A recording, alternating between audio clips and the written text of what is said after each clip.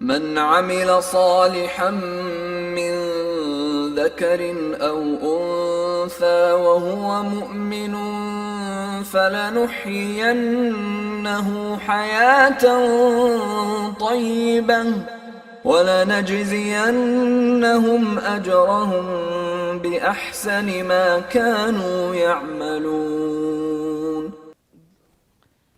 السلام علیکم۔ ایک تھوڑا سا اس پروگرام کے کرنے کے پیچھے جو مقصد ہے کہ بہت ساری ہماری چیزیں ایسی ہیں جس میں کافی کنفیوژنز بھی ہیں، مس انڈرسٹینڈنگز بھی ہیں بہت ساری، اور ہمیشہ سے ایک فکر تھا کہ خاص کر کے جو مستورات کے عنوان سے جو بہت سارے غلط فہمیاں ہیں، اور اکثر ہم جب دنیا میں جاتے ہیں اور اسکولز میں، کالجز میں، بزنس میں، تو اکثر بہت سارے لوگ ہم کو سوال پوچھتے ہیں، اور اکثر یہ سوالوں میں ایک سوال بہت ہوتا ہے کہ اسلام میں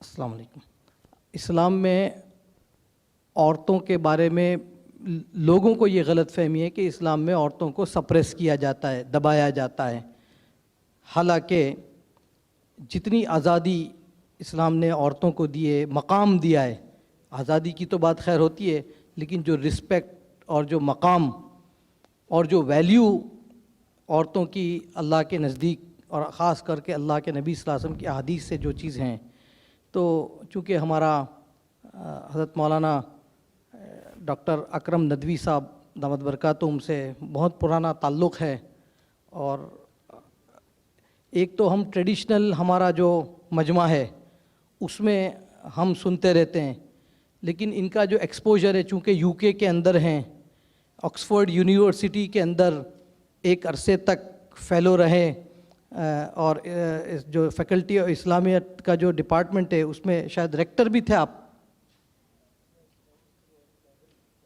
کینبری میں، تو ظاہر سی بات ہے ہم سمجھ سکتے ہیں کہ آکسفورڈ میں جب اسلامیات کا سبجیکٹ لیتے تھے تو بہت سارے لوگوں سے انٹریکشن ہوتا تھا، نان مسلم سے بھی ہوتا تھا، غیر مسلموں سے بھی ہوتا تھا، اور بڑا ماڈرن مجمع ہوتا تھا، اور ان کے سامنے اسلام کو پیش کرنا صحیح اس کے اندر۔ پھر آج ابھی جو ہے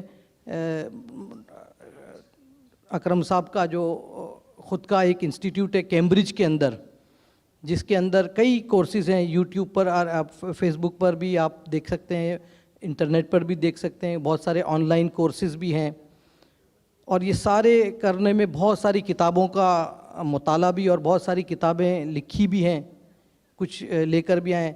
اس میں جو سب سے ریمارکیبل کام آپ کا جو رہا ہے وہ المحدثات کے نام سے، اب تو کافی لوگوں کے سامنے اس کا تعارف آیا ہوگا، 52 والیومز میں، 52 والیومز کے اندر وہ کتاب لکھی ہے، اور 9000 سے زیادہ عورتیں جو اپنے زمانے میں محدثات تھیں، انہیں حدیث کا درس دیتی تھی، حدیث پڑھاتی تھی، اور اس میں بڑے بڑے حدیث کے جو اکابرین ہیں ان کو بھی حدیثیں پڑھائی ہیں، ان کی بائیوگرافی کو جمع کے، یہ بہت زبردست کام ہوا ہے۔ اور پچھلے سال بھی مولانا کے ساتھ میرا کافی اٹھنا بیٹھنا رہنا ہوا، کافی ساری چیزوں کی معلومات کی۔ بمبئی میں بھی ایک پروگرام اسی عنوان سے ہوا تھا، اور اس میں بھی ہماری شرکت ہوئی، تو لگا کہ یہ بات بہت اہم ہے۔ دوسری بات یہ ہے کہ عام طور پر جب کوئی اسپیچ یا تقریر کے پروگرام ہوتے ہیں تو ایک مقررانہ انداز ہوتا ہے، اور کان کو اچھا بھی لگتا ہے، لیکن بعد میں ٹیک اوے کچھ نہیں ہوتا، یا بہت کم ہوتا ہے، کیونکہ وہ اس کو انجوائے کرنے میں کئی مرتبہ کنٹینٹ ہاتھ سے چلا جاتا ہے، اور کچھ اسکالرز ایسے ہوتے ہیں کہ وہ مقررانہ انداز نہیں ہوتا، اس لیے بڑے سیریسلی اور بڑے دھیان سے اس کو سننا ہوتا ہے، کیونکہ ایک ایک پوائنٹ، بلکہ میری تو یہ تمنا تھی کہ ہمارے ہر ایک کے ہاتھ میں نوٹ اور پین ہوتی، اور ہم نوٹ ڈاؤن کرتے، کیونکہ یہ اسکالرلی باتیں ہیں، اور بہت جس کو کہتے ہیں کہ بہت ہی ٹھوس ثبوتوں کے ساتھ بات ہوتی ہے، ایسے نہیں ہے کہ سنی سنائی باتیں ہیں، اوتھینٹک باتیں ہوتی ہیں، تو ان کو نوٹ کرنا. اور پھر اصل یہ پروگرام کا مقصد یہ ہوتا ہے، ٹیک اوے یہ ہوتا ہے کہ ہم اپنی زندگی میں اس کو اپناویں. میری تمنا تو یہ تھی کہ اس میں شاید مرد زیادہ ہوتے عورتوں سے، تاکہ ان کے سامنے وہ بات آتی کہ عورتوں کا مقام اسلام میں کیا ہے. ہماری ماں بہنیں ہمیشہ زیادہ تعداد میں آتی ہیں، زیادہ دلچسپی لیتی ہیں، یہ بہت خوشی کی بات ہے. اور سب سے بڑی آج میں یہ مجمع دیکھ رہا ہوں، مجھے بہت ہی زیادہ خوشی ہوتی ہے کہ کئی مرتبہ میں نے پروگرامز کیے ہیں، اکثر یہ ٹینشن ہوتا ہے کہ پتہ نہیں کوئی آئے گا کہ نہیں آئے گا، کیونکہ ٹاپکس بڑے ایسے ہوتے ہیں کہ جس میں یوں لگتا ہے کہ پتہ نہیں اس میں. لیکن آج یہ مجمع دیکھ کر بڑی خوشی ہوتی ہے کہ ابھی تو 8 بجے کا وقت دیا تھا اور ماشاءاللہ آلموسٹ 70% ہال فل ہو چکا ہے. بہت سارے لوگ انشاءاللہ نماز پڑھ کے اللہ نے چاہا تو حاضر ہوں گے. تو یہ میں پہلے ہی سے بہت زیادہ شکریہ ادا کرتا ہوں، اس لیے کہ اس قسم کے پروگرام کرنے میں بڑی محنت لگتی ہے، بڑی قربانیاں لگتی ہیں لوگوں کی، اور جب اس میں حاضری نہیں ہوتی تو محنت کرنے والوں کا دل ٹوٹتا ہے. لیکن آج ماشاءاللہ یہ جو نوجوان میرے ساتھ جنہوں نے کام کیا، گجرات ساروجنک ویلفیئر ٹرسٹ نے کا اس میں سپورٹ رہا، YMS فاؤنڈیشن کا سپورٹ رہا، اور ہمارے راج کمپیوٹرز ہیں، مائیکو والے ہیں، یہ سارے لوگوں نے سپورٹ کیا. اور سب سے بڑا جو سپورٹ ہوا، یہ جو AMI یوتھ جو ہیں، association of Muslim intellectual youth کے نام سے کچھ نوجوان ہیں، بڑی اچھی محنت کرتے ہیں اور دیکھ کر بڑا دل خوش ہوتا ہے. اور یہ ساری ان کی محنت کا نتیجہ ہے کہ آج یہ پروگرام جو اتنی اچھے سے ہو رہا ہے. اس میں ہمارے گل معین بھائی خاص طور پر اور ان کی پوری ٹیم، ATF ایک اور گروپ ہے، احمد آباد ٹاسک فورس، ان کے بھی نوجوان ہیں، انہوں نے بھی بہت محنت کی. تو ماشاءاللہ یہ سارا سب کچھ مل کر، اور انشاءاللہ اگر اس طریقے سے انکریجمنٹ اگر ملتا رہا تو اللہ نے چاہا تو آئندہ اور بہت سارے ایسے ٹاپک میرے ذہن میں ہیں کہ جو بہت امپورٹنٹ ہے، جن پر عام طور پر ہم تذکرہ نہیں کرتے، بات بھی نہیں کرتے. بہت سارے ٹاپکس کو ہم نے کارپیٹ کے نیچے دبا دیا ہے، اور میں یہ چاہتا ہوں کہ اس ٹاپکس پر سیریس ٹاک ہو، بات ہو، انٹریکٹیو ہو. انشاءاللہ شیخ صاحب کی بات بھی ہوگی اور اس کے بعد موقع دیا جائے گا کویشچن، اس لیے کہ میرا ہمیشہ یہ رہتا ہے کہ انٹریکٹیو سیشن ہونا چاہیے. لوگوں کے من میں سوال ہیں، وہ سوال آنے چاہیے، سب کو سننے چاہیے. ابھی ہم نے ایک پروگرام کیا تھا no health without mental health. بڑا ڈیفیکلٹ ٹاپک ہے، بورنگ سا لوگوں کو لگتا ہے، لیکن ماشاءاللہ بہت اچھا. اور خوشی کی بات یہ ہوئی کہ اس میں جو آنے والے مجمع نے اپنے پرابلم کو پبلکلی ڈسکس کیا، اور وہ جو ٹیبو لگا ہوا ہے اس سبجیکٹ کے ساتھ، اس کو ختم کرنے کی ایک بہت بڑی محنت ہوئی کہ لوگوں کو لگا کہ یہ بہت ایسی چیز نہیں ہے کہ اس کو کوئی اس پر ہم کو کوئی دل میں کر سکے. یہ ایک نارمل سی پرابلمز ہے، اس کا بھی ایک حصہ ہے. تو اسی طرح سے انٹریکٹیو یہ سیشن ہوگا. حضرت کی بات، شیخ کی بات سنیں، ہم دھیان سے سنیں. اور دھیان سے سننے کا مطلب یہ کہ جو جتنا زیادہ دھیان سے سنے گا اس کے من میں اتنے سوال پیدا ہوں گے. یہ اصل ترتیب ہے. تو جتنے سوال کا جواب انشاءاللہ یہاں دے سکیں گے اتنے انشاءاللہ ضرور دیں گے. اور باقی ہم نے ایسی ترتیب بنائی کہ واٹس ایپ کا ایک نمبر شیئر کریں گے، اس پر سارے سوال بھیجے جائیں، اور جتنے سوالوں کا جواب ابھی دے سکتے ہیں اتنے ہو جائیں گے. اور اگر اس میں بچ جائے گا تو انشاءاللہ بعد میں اس کے لیے ہم کوئی ایسا انتظام کریں گے کہ جتنے سوال لوگوں نے پوچھے ہیں ان کا سوال کا جواب ہو، اور اس کو پھر ہم پبلکلی شیئر کریں. تو اس لیے میں زیادہ ادھر ادھر کرنے کے بجائے سیدھا شیخ صاحب کو درخواست کروں گا کہ وہ اپنی بات پیش کریں اور ہم کو اپنے علمی اس یہ ٹاپک کے اوپر جو ہم کو انلائٹن کریں. افضل بھائی آویں اور ذرا شیخ صاحب کا استقبال کریں پھولوں سے. حالانکہ میں اکثر یہ فارمیلٹیز نہیں کرتا، لیکن آج ہمارے دوستوں نے بہت اصرار کیا ہے.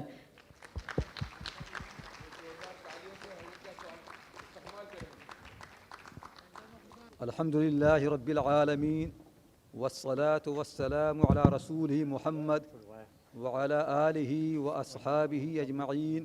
أما بعد، فأعوذ بالله من الشيطان الرجيم. بسم الله الرحمن الرحيم. يا أيها الناس اتقوا ربكم الذي خلقكم من نفس واحدة وخلق منها زوجها وبث منهما رجالا كثيرا ونساء. وقال تعالى وَإِذَا الْمَوْءُودَةُ سُئِلَتْ بِأَيِّ ذَنْبٍ قُتِلَتْ وقال النبي صلى الله عليه وسلم النساء شقائق الرجال وقال صلى الله عليه وسلم حبب إلي من دنياكم النساء.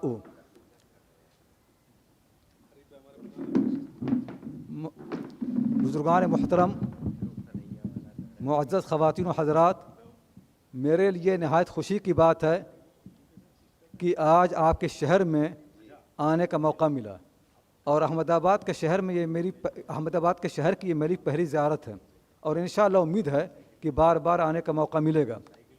اور میں شکر گزار ہوں جناب اویس صاحب اور ان کی ٹیم کا کہ انہوں نے اس پروگرام کا اتنے حسن خوبی کے ساتھ اہتمام کیا.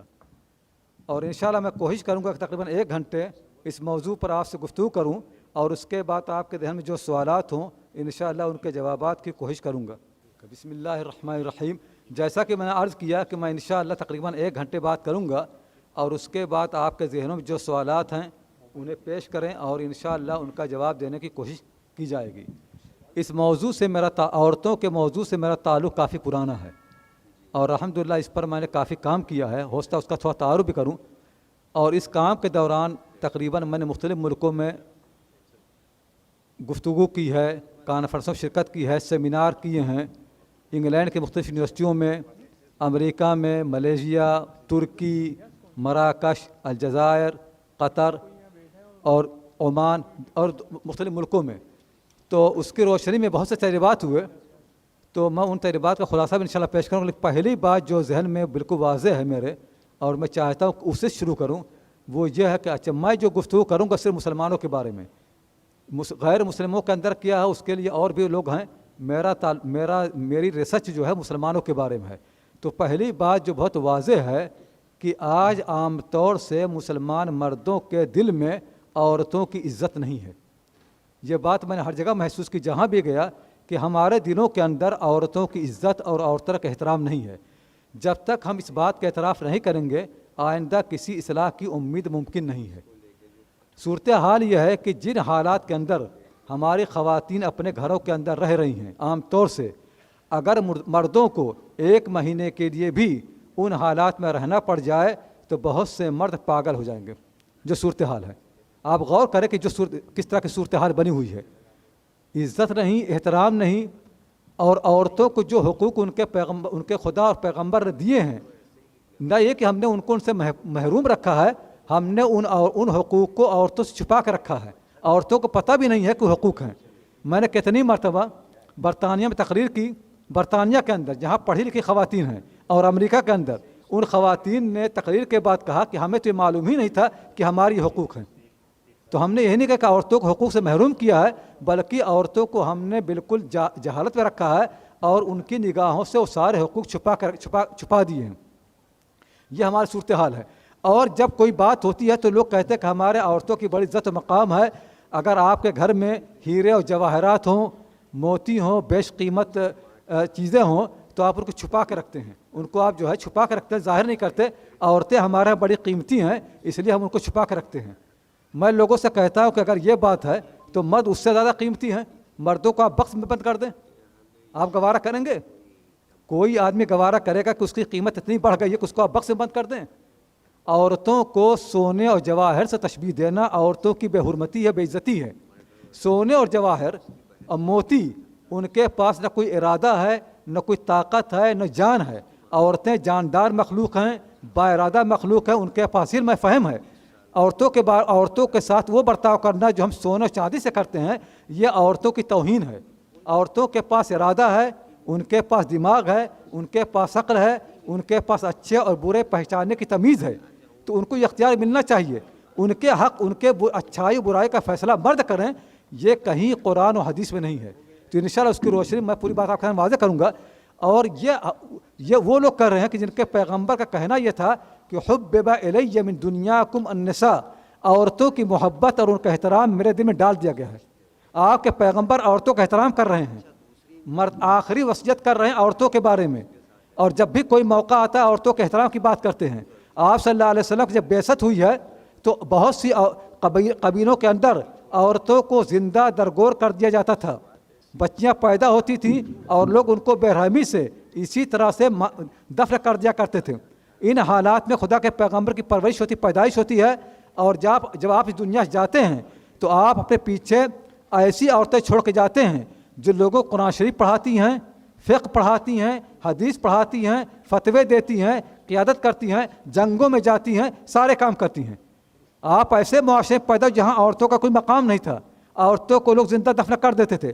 ان حالات پیدا ہوتے ہوئے بھی آپ نے 23 سال کے اندر عورتوں کو اتنا اونچا کر دیا کہ عورتیں استاد بن گئیں، شیخہ بن گئیں، عالمہ بن گئیں، فقیہہ بن گئیں، محدثہ بن گئیں، مدرس بن گئیں، معلمہ بن گئیں، اور لوگ ان سے دور دور سے آ کر کے علم حاصل کرتے تھے. یہ آپ صلی اللہ علیہ وسلم کی تربیت کا نتیجہ تھا. ہم نے اس کو چھوڑ کر کے جو چیزیں ہم نے اپنا لی ہے، یہ ہماری تہذیب، ہمارے کلچر اور ہماری جہالت اور ناواقفیت کا نتیجہ ہے. تو پہلی بات میں چاہتا ہوں کہ آپ کے ذہن میں بالکل واضح ہو جائے کہ آج عورتوں کی جو حالت ہے، اس کی ذمہ داری نہ خدا پر ہے، نہ رسول پر ہے، نہ اسلام پر ہے، نہ قرآن پر ہے، نہ حدیث پر ہے. اس کی ذمہ داری صرف مسلمانوں پر ہے اور مسلم معاشرے پر ہے. خدا اور خدا کے پیغمبر اس سے بری ہیں. یہ بات ہمارے ذہن میں بالکل واضح ہونی چاہیے. اگر واضح نہیں ہے تو ہم مقابلہ کر کے دیکھ لیں کہ خدا کے پیغمبر کے زمانے میں عورتیں کیا کرتی تھیں، آج عورتیں کیا کر رہی ہیں.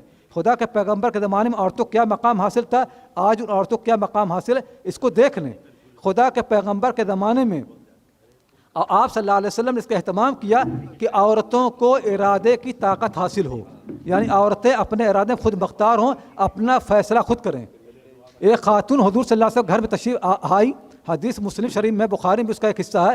وہ آتی ہیں، حضرت عائشہ رضی اللہ تعالیٰ پوچھتے کہ کس لیے تم آئی؟ انہوں نے کہا کہ میرے باپ نے میری شادی ایک ایسے مرد سے کر دی ہے جس سے میں خوش نہیں ہوں. تو انہوں نے کہا کہ جب حضور صلی اللہ علیہ وسلم تشریف لائے تو ان سے بیان کرنا. جب آپ صلی اللہ علیہ وسلم تشریف لائے تو انہوں نے بیان کیا تو آپ نے فرمایا کہ باپ کو یہ حق حاصل نہیں ہے کہ اپنی بیٹی کی شادی ایک ایسے مرد سے کرے جس سے وہ بیٹی شادی کرنا نہیں چاہتی ہے.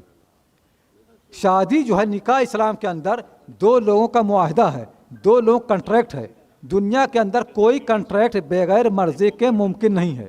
اگر میں آپ سے کوئی چیز خریدتا ہوں اور آپ بیچتے ہیں تو میری مرضی اور آپ کی مرضی دونوں شامل ہونی چاہیے. نکاح جو ہے دو لوگوں کا کنٹریکٹ ہے، ایک مرد کا ایک عورت کا. اگر ایک کی مرضی ہے اور ایک کی مرضی نہیں ہے، یہ کنٹریکٹ کبھی بھی ویلڈ نہیں ہے، کبھی صحیح نہیں ہے. اور حضور صلی اللہ علیہ وسلم صاف فرما دیا ہے کہ دونوں کی مرضی ضروری ہے. فقہا کا اس پر اتفاق ہے کہ شادی کے اندر جہاں مرد کی مرضی ضروری ہے وہاں عورتوں کی ضروری ہے. آج کتنے لوگ ہیں جو اپنی بیٹیوں کی شادی زبردستی کر دیتے ہیں.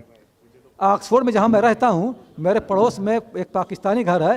وہاں پر دو بچے تھے، ان کے ماں باپ نے ان دونوں بیٹیوں کی شادی پاکستان میں دو لڑکیوں سے کر دی. یہ بیٹے راضی نہیں تھے.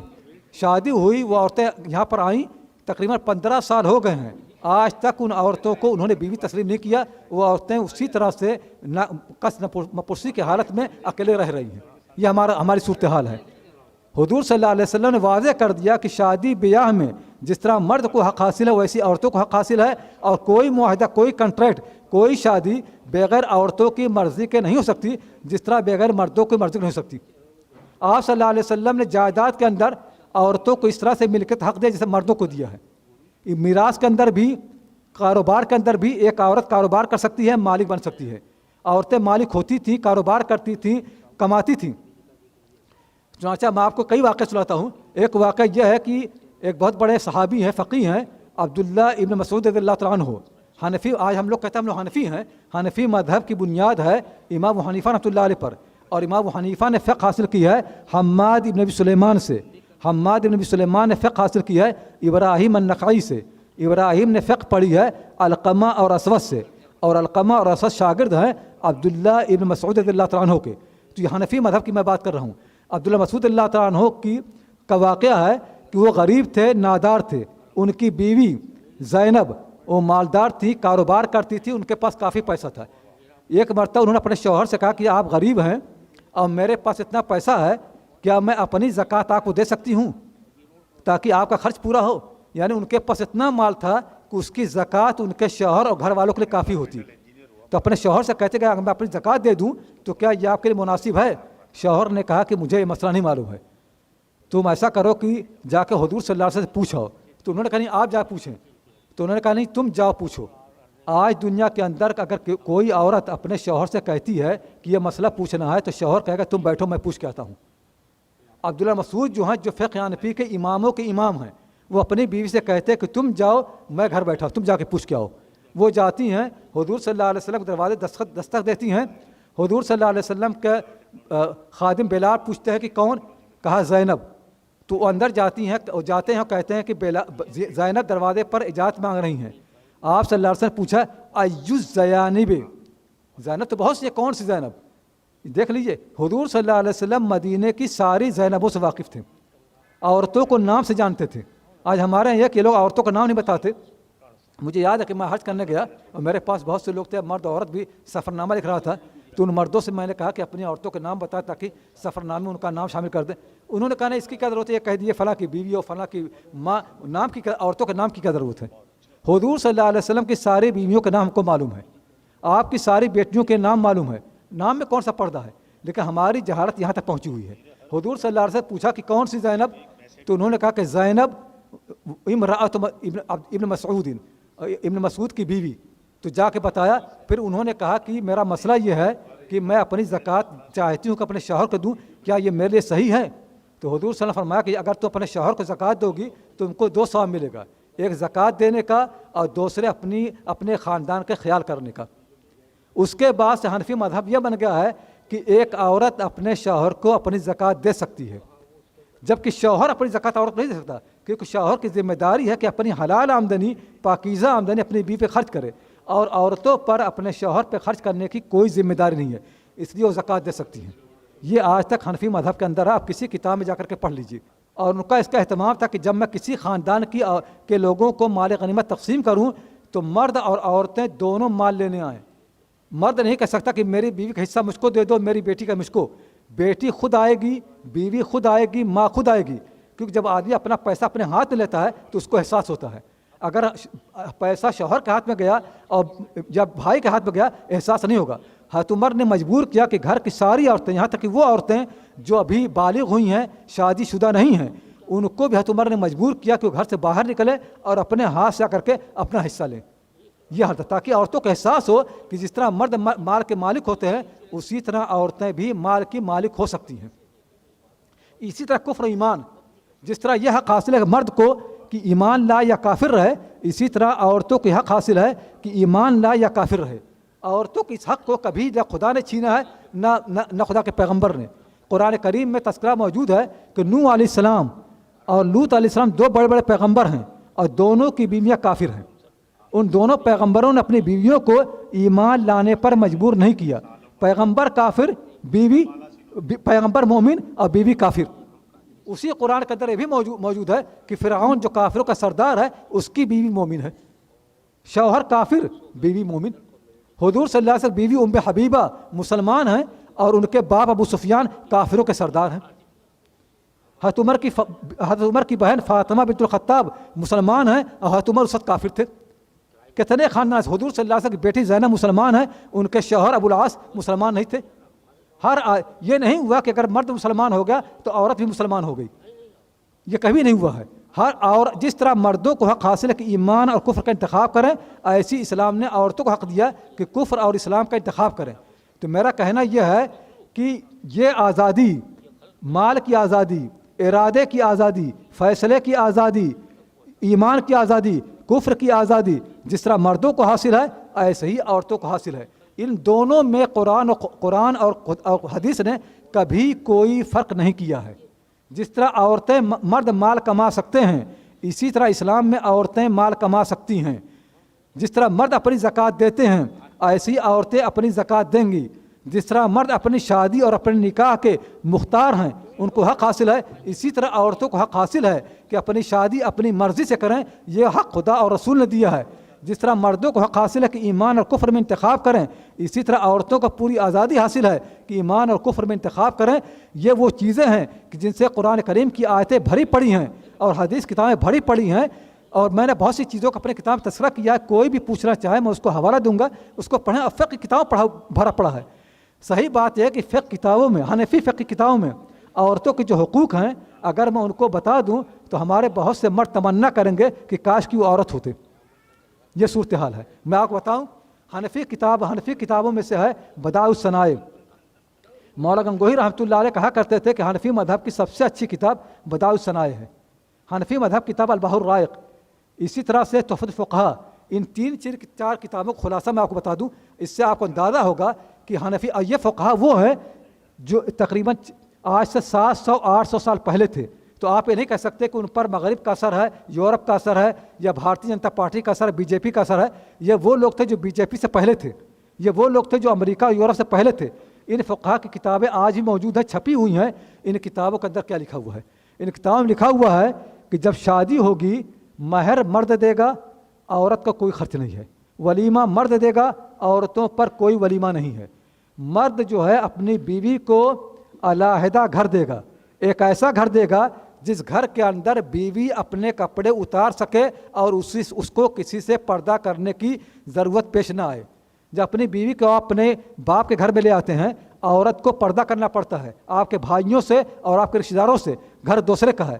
آپ کی ذمہ داری ہے کہ اپنی بیوی کو ایسا گھر دیں کہ جس گھر کے اندر بے تکلفی سے اپنے کپڑے اتار دے اور کسی سے پردہ کرنا نہ ہو. اور جو پردہ کرنے والے لوگ ہیں جب وہ آئیں تو اجازت لے کر کے آئیں, دروازہ کھٹکھڑا کے آئیں. پہلا حق عورت کا یہ ہے کہ اس کو ایک ایسا گھر ملنا چاہیے جس گھر کے اندر اس کی مرضی کے بغیر کوئی دوسرا نہ آ سکے. ایک ایسا گھر جہاں پر وہ اپنے کپڑے خود اتار سکتی ہو. یہ گھر کے بارے میں ہے. دوسرا حق یہ ہے کہ جب گھر آئے گی اس کے کھانے کا پوری ذمہ داری مرد پر ہوگی.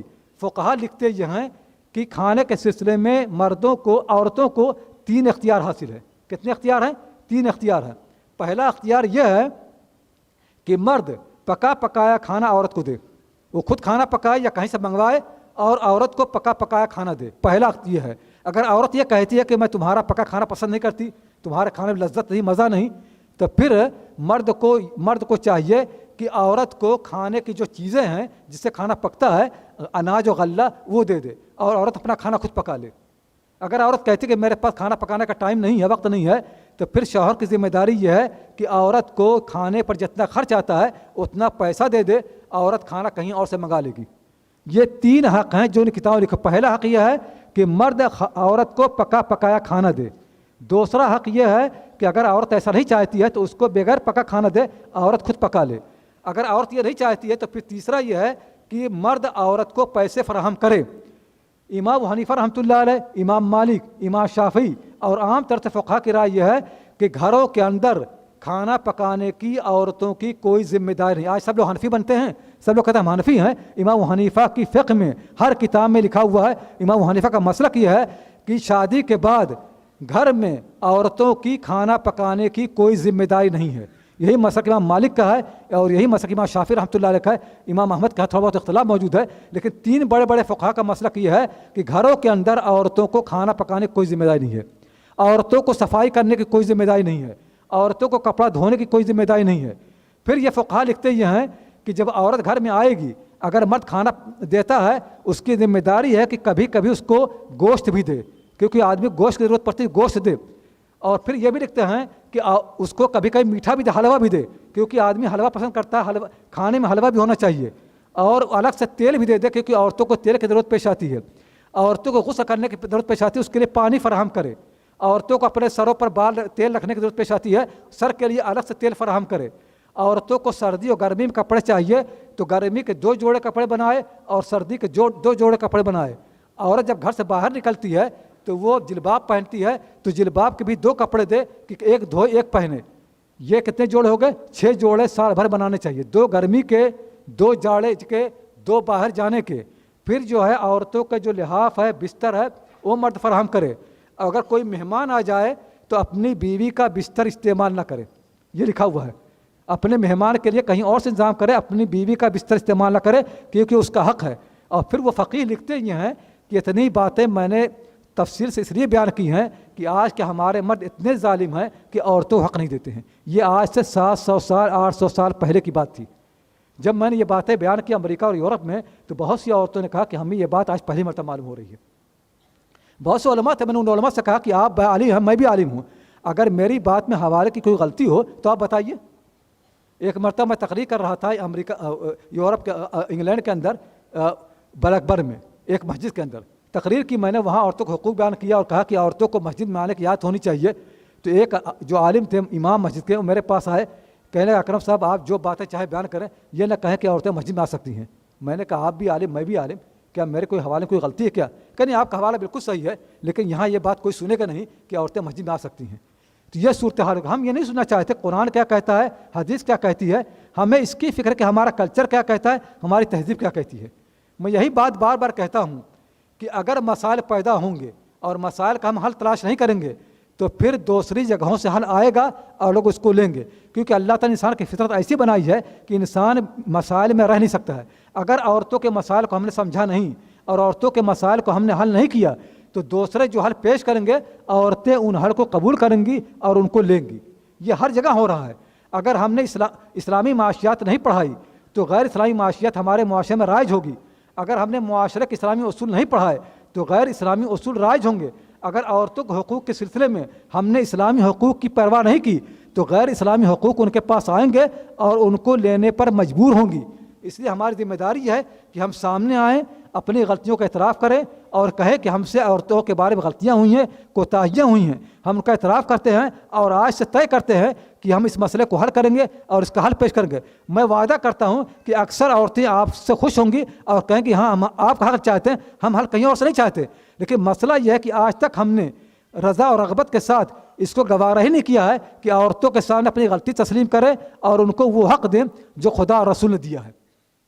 یہ تو میری ایک تمہیدی بات تھی, لیکن اصلاً جو میری تحقیق اور ریسرچ ہے وہ اس پر ہے کہ جب میں انگلینڈ میں گیا تقریباً 91 میں تو وہاں پر کثرت سے مضامین آ رہے تھے کہ اسلام میں کی جو عورتیں ہیں, اسلام میں جو عورتیں پڑھی لکھی نہیں ہے کیونکہ اسلام نے عورتوں کو تعلیم سے روک دیا ہے. تو میں نے کہا کہ میں نے بہت سی عورتوں کو دیکھا اسلام میں پڑھی لکھی تھی, اگر ان کے حالات جمع کر دیں تو اچھا خاصا مواد ہو جائے گا. تو میں نے وہ ساری معلومات جمع کرنی شروع کی تو معلومات بڑھتی چلی گئی, یہاں تک کہ 40 سے اوپر جلدیں ہو گئی.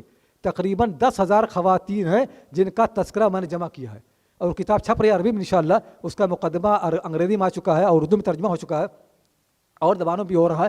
اس کی روشنی میں آپ کو بات کروں گا کہ ہمیں حیرت ہوگی کہ عورتیں کس طرح سے ہوتی. سب سے پہلی بات میں ایسے شروع کرتا ہوں. آج ہمارے معاشرے میں یہ بات عجیب سی لگتی ہے کہ کوئی عورت مسجد میں آئے. میں آپ کو بتانا چاہتا ہوں کہ میری پوری تحقیق کے اندر جو تقریباً 1400 سال کی تحقیق ہے, اس 1400 سال کے اندر عورتیں یہ کہ مسجدوں میں نماز پڑھتی تھیں, مسجدوں میں اعتکاف کرتی تھیں, بلکہ عورتیں مسجدوں میں تعلیم حاصل کرتی تھیں, مسجدوں میں پڑھاتی تھیں, ان کے درس ہوتے تھے, ان کے حلقے لگتے تھے کالجوں میں, مدرسوں میں, مسجدوں میں. اور آپ کو میں چند واقعات بیان کرتا ہوں. آپ سب جانتے ہیں کہ اسلام میں سب سے مقدس 3 مسجدیں ہیں. مکہ مکرمہ کی مسجد, خانہ کعبہ, مسجد حرام, مسجد نبوی مدینہ منورہ میں, اور تیسرے بیت المقدس کی مسجد. یہ تینوں مسجدیں سب سے محترم مسجد ہیں. میں تینوں کے واقعات سناتا ہوں کہ تینوں مسجدوں کے اندر نہ یہ کہ عورتیں پڑھتی تھیں بلکہ پڑھاتی تھیں. مسجد حرام کے اندر سب سے محترم جگہ کون سی ہے؟ خانہ کعبہ. کعبہ بند ہے لیکن کعبے سے لگی ہوئی ایک دیوار, اس کو کیا کہتے ہیں؟ حتیم کہتے ہیں. حتیم کے بارے میں حضور صلی اللہ علیہ وسلم نے حضرت عائشہ سے یہ فرمایا کہ وہ عائشہ تیری قوم کے لوگ ان کے پاس پیسے نہیں تھے, انہوں نے حتیم کو چھوڑ دیا اور کعبے میں شامل نہیں کیا. اگر تیری قوم کے لوگ نئے مسلمان نہ ہوتے تو میں حتیم کو خانہ کعبہ کا حصہ بنا دیتا. چنانچہ علماء کا اس پر اتفاق ہے کہ حتیم خانہ کعبہ کا حصہ ہے. آپ جب عمرہ کرنے جاتے ہیں یا حج کرنے جاتے ہیں تو آپ کا جو طواف ہوتا ہے وہ حتیم کے پیچھے سے ہوتا ہے, کیونکہ حتیم بھی خانہ کعبہ کا حصہ ہے. کئی خواتین ایسی ہیں جو حتیم کے اندر بیٹھ کر کے حدیث شریف پڑھاتی تھی اور ان سے پڑھنے والے بڑے بڑے ائمہ فقہا ہوتے تھے. آج لوگ کہتے ہیں عورتیں مسجد نہیں آ سکتی. حتیم کے اندر عورت بیٹھ کر حدیث پڑھا رہی ہے اور پڑھنے والے مرد ہیں. یہ خانہ کعبہ کا حال ہے. دوسری مسجد مسجد نبوی ہے, اس میں بہت سی عورتیں مسجد نبوی میں پڑھاتی تھی. آپ کو میں ایک عورت کا واقعہ سناتا ہوں. ایک بڑے محدث فقیہ ہیں, ان کا نام ہے ابن رشید السبتی. یہ 8ویں صدی ہجری کے امام ہیں. یہ رہنے والے مراکش کے ہیں. مراکش سے سفر کر کے وہ حج کرنے کے لیے آئے. جب مدینہ منورہ پہنچے تو لوگوں نے ان سے کہا کہ آج کل مدینہ منورہ میں فاطمہ البطائحیہ آئی ہوئی ہیں. فاطمہ البطائحیہ بڑی محدثہ فقیہ ہیں. ان کا انتقال ہوا ہے 711 ہجری میں. 711 ہجری میں ان کا انتقال ہوا ہے. یہ دمشق کی بڑی فاضل خاتون تھی, پڑھی لکھی تھی, اور ان کے حلقہ درس میں امام ذہبی, امام سبکی جیسے بڑے بڑے فقہا اور محدثین شرکت کرتے تھے. لیکن لوگ شام نہیں جا سکتے تھے. جب وہ حج کرنے آئے تو لوگوں نے غنیمت سمجھا اور ان سے کہا کہ وہ اپنا درس کرے. تو مدینہ منورہ میں جب ان کا درس ہوتا تھا تو اس میں بڑے بڑے ائمہ فقہا آتے تھے. ابن رشید کو معلوم ہوا کہ فاطمہ البتہ یحییٰ مسجد نبوی میں درس دے رہی، وہ بھی شریک ہوئے. ابن رشید خود لکھتا، اپنی کتاب چھپی ہوئی ہے، اس کتاب میں آپ جا کے خود پڑھ سکتے ہیں. ابن رشید لکھتے ہیں کہ جب میں مسجد نبوی میں آیا تو دیکھا کہ فاطمہ البتہ یحییٰ حضور صلی اللہ علیہ وسلم کی قبر مبارک کے دیوار سے لگ کر درس حدیث دے رہی ہیں. قبر کی دیوار سے لگ کر کے. قبر جو ہوتی ہے اس کا سرہانہ ہوتا ہے، اس کا پایتانہ ہوتا ہے. اگر ہم لوگوں پیر کی جگہ مل جائے تب بھی ہم کو کتنی خوشی ہوگی. فاطمہ جو ہیں یہ حضور صلی اللہ علیہ وسلم کی قبر کے سرہانے سر کے پاس بیٹھ کر کے درس دیتی تھی. یہ کس نے لکھا ہے؟ ان کے شاگرد ابن رشید نے، جو قاضی تھے، فقیہ تھے، مفتی تھے، محدث تھے. انہوں نے خود لکھا ہے کہ وہ سرہانے بیٹھ کر کے، قبر کے سرہانے بیٹھ کر کے حدیث پڑھاتی تھی، اور جب تھک جاتی تھی تو قبر کی دیوار پر ٹیک لگاتی تھی. ایک ایسا معاشرہ جہاں لوگوں نے عورت کو اجازت دی ہو کہ حضور صلی اللہ علیہ وسلم کی قبر مبارک کے پاس بیٹھ کر درس حدیث دے، اور جب تھک جائے تو قبر پر ٹیک لگا لے، تو آپ یہ سمجھ لیں اس معاشرے کے اندر عورتوں کیا مقام ہے. آج کسی کو یہ مقام حاصل ہے؟ اس معاشرے کے اندر عورت کو یہ حق حاصل ہے کہ عورت حضور صلی اللہ علیہ وسلم قبر کے پاس بیٹھ کر کے قبر پر ٹیک لگا کر کے حدیث پڑھا رہی ہے. اور جب حدیث پڑھا کے فارغ ہوتی تھی تو اس کے بعد اپنے ہاتھ سے سارے لوگوں کے لیے، مردوں کے لیے اپنے ہاتھ سے سرٹیفکیٹ لکھتی تھی کہ مجھ سے آج کس نے کون سی حدیث پڑھی ہے. یہ ان کا حال تھا. یہ حال مسجد نبوی میں تھا. اب آپ کو میں سناتا ہوں بیت المقدس کا حال. بیت المقدس کے اندر شروع سے عورتیں پڑھاتی تھیں. ایک تابعیہ ہیں ام الدرداء رحمہ اللہ تعالی.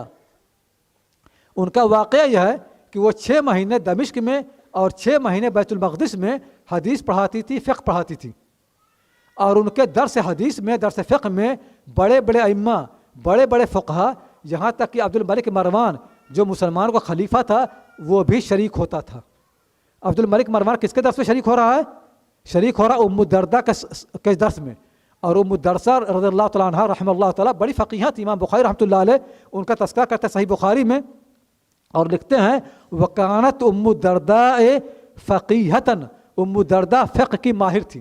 امام بخاری لکھا ہے.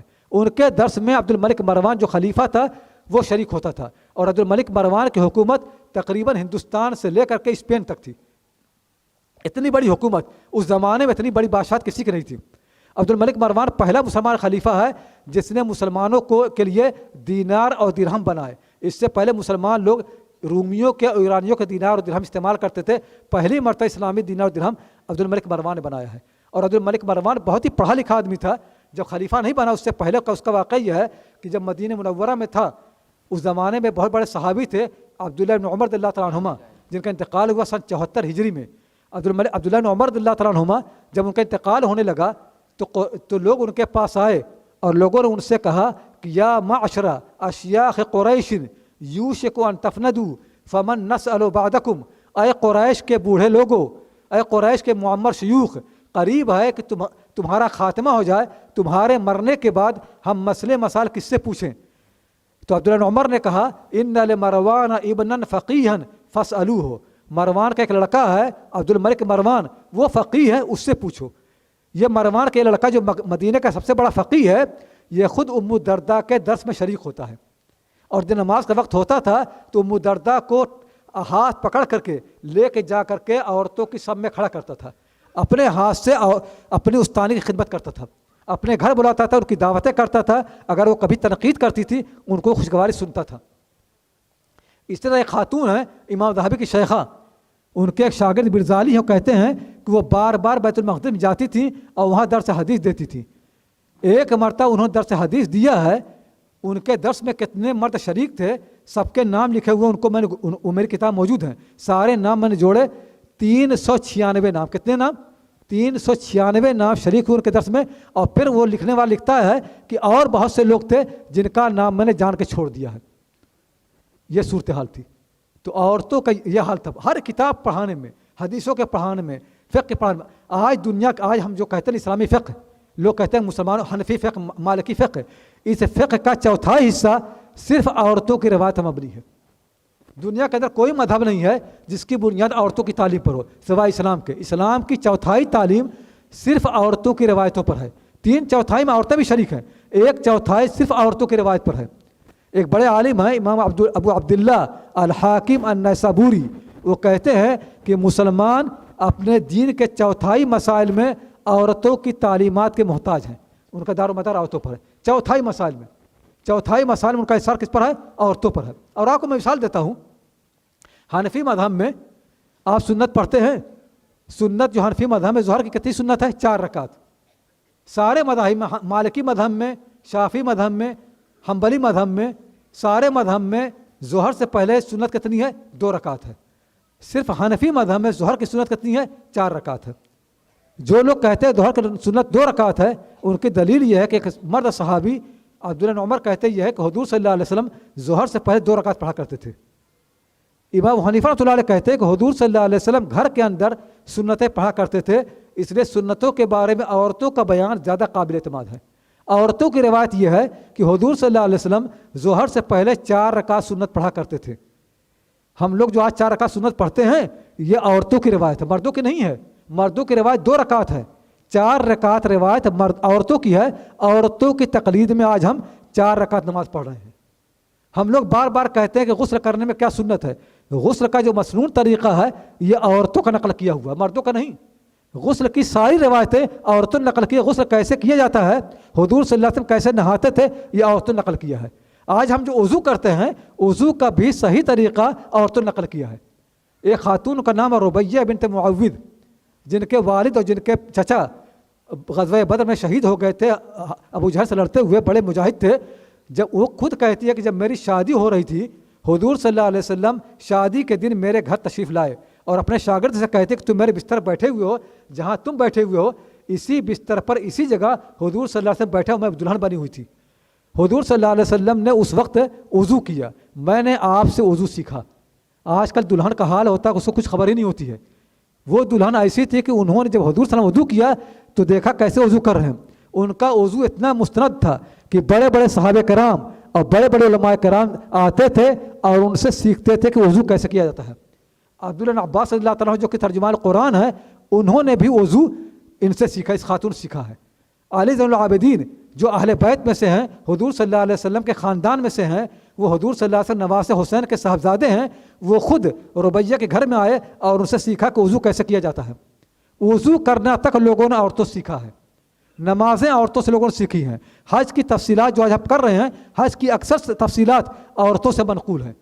हमारे दिन का ये हाल है, ख़रीदने और बेचने में, ख़रीद व फ़रोख्त में कसरत से मसाइल औरतों से मनक़ूल हैं। और मैंने अपनी किताब सारी लिस्ट दी है कि हनफी मसलक में, मालिकी मज़हब में, शाफ़ी मज़हब में, हम्बली मसलक में कितने मसाइल हैं जो सिर्फ तन्हा औरतों की रिवायत पर हैं।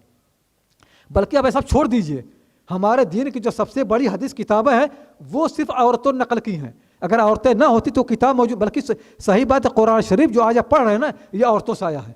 ये जो कुरान शरीफ आज पढ़ा जा रहा है पूरी दुनिया के अंदर, ये जमा किया हुआ किसका है? हज़रत उस्मान रज़ियल्लाहु ताला अन्हु का। हज़रत उस्मान रज़ियल्लाहु ताला अन्हु अपना कुरान शरीफ जमा किया, इसकी बुनियाद रखी है हफ्सा के कुरान पर। हफ्सा रज़ियल्लाहु के पास जो कुरान था उसको मंगवाया, उससे कापी की। अगर मुसलमानों को औरतों पर एतमाद ना होता तो कुरान करीम में औरतों की तकलीद ना करते। कुरान करीम की जो कापी दुनिया में 6 कापी बनाई गई, ये 6 कापियाँ बनाई गई हैं हफ्सा रज़ियल्लाहु ताला अन्हा के कुरान से। आज हम दुनिया में कुरान पढ़ रहे हैं, ये सारे कुरान नकल हैं हफ्सा एक खातून रज़ियल्लाहु अन्हा के कुरान के। कुरान करीम के बाद दुनिया में सबसे अच्छी किताब कौन सी बताइए मुसलमानों की? सबसे ऊंची किताब बुखारी शरीफ। दुनिया में सबसे सही किताब सारे मुसलमान कहते हैं असहुल कुतुब बाद किताबिल्लाह सहीहुल बुखारी। दुनिया में सारी किताबों में कुरान के बाद सबसे सही किताब कौन सी है? बुखारी शरीफ। इस बुखारी शरीफ के बेशुमार नुस्खे हैं। क्या आपको ये मालूम है कि सबसे सही नुस्खा बुखारी कौन सा है? किसी को मालूम है? औरतों को भी नहीं मालूम है। सबसे सही नुस्खा कुरान बुखारी शरीफ का एक औरत का है, उनका नाम है करीमा अल मरवज़िया, जिनका इंतकाल हुआ है 464 हिजरी में। बुखारी की सबसे बड़ी आलिमा थी, उनके नाम के साथ मुहद्दिसीन लिखा करते थे अल हाफ़िज़तु। हाफिज़ा के मान है बुखारी की माहिर, बुखारी की माहिर खातून थी। आज दुनिया के अंदर बुखारी के जितने नुस्खे हैं सबसे अच्छा नुस्खा करीमा मरवज़िया का है। हर आदमी उसका हवाला देता है। आप मदीना मुनव्वरा जाएंगे, मक्के में जाएंगे, लोगों से पूछे सबसे अच्छा नुस्खा कौन है, लोग कहेंगे अन-नुस्खा अल-यूनीनिया। नुस्खा यूनीनिया भी जो शाये हुआ है, इसको शाये किया हमारे उस्ताद ने ज़ुहैर नासिर ने। یہ نسخہ چھپا ہے نسخہ سلطانیہ کی کاپی سے. نسخہ سلطانیہ تھا سلطان عبدالحمید الثانی جو ترکوں کا عثمانی سلطنت کا آخری خلیفہ تھا. اس نے اپنے مکتبے کی لائبریری سے جو سب سے مستند نسخہ تھا اس کو منگوایا اور علماء کی ایک ٹیم بنائی. اس ٹیم نے نسخہ تیار کیا, چھاپا. اس کا نام کیا پڑا؟ النسخہ السلطانیہ.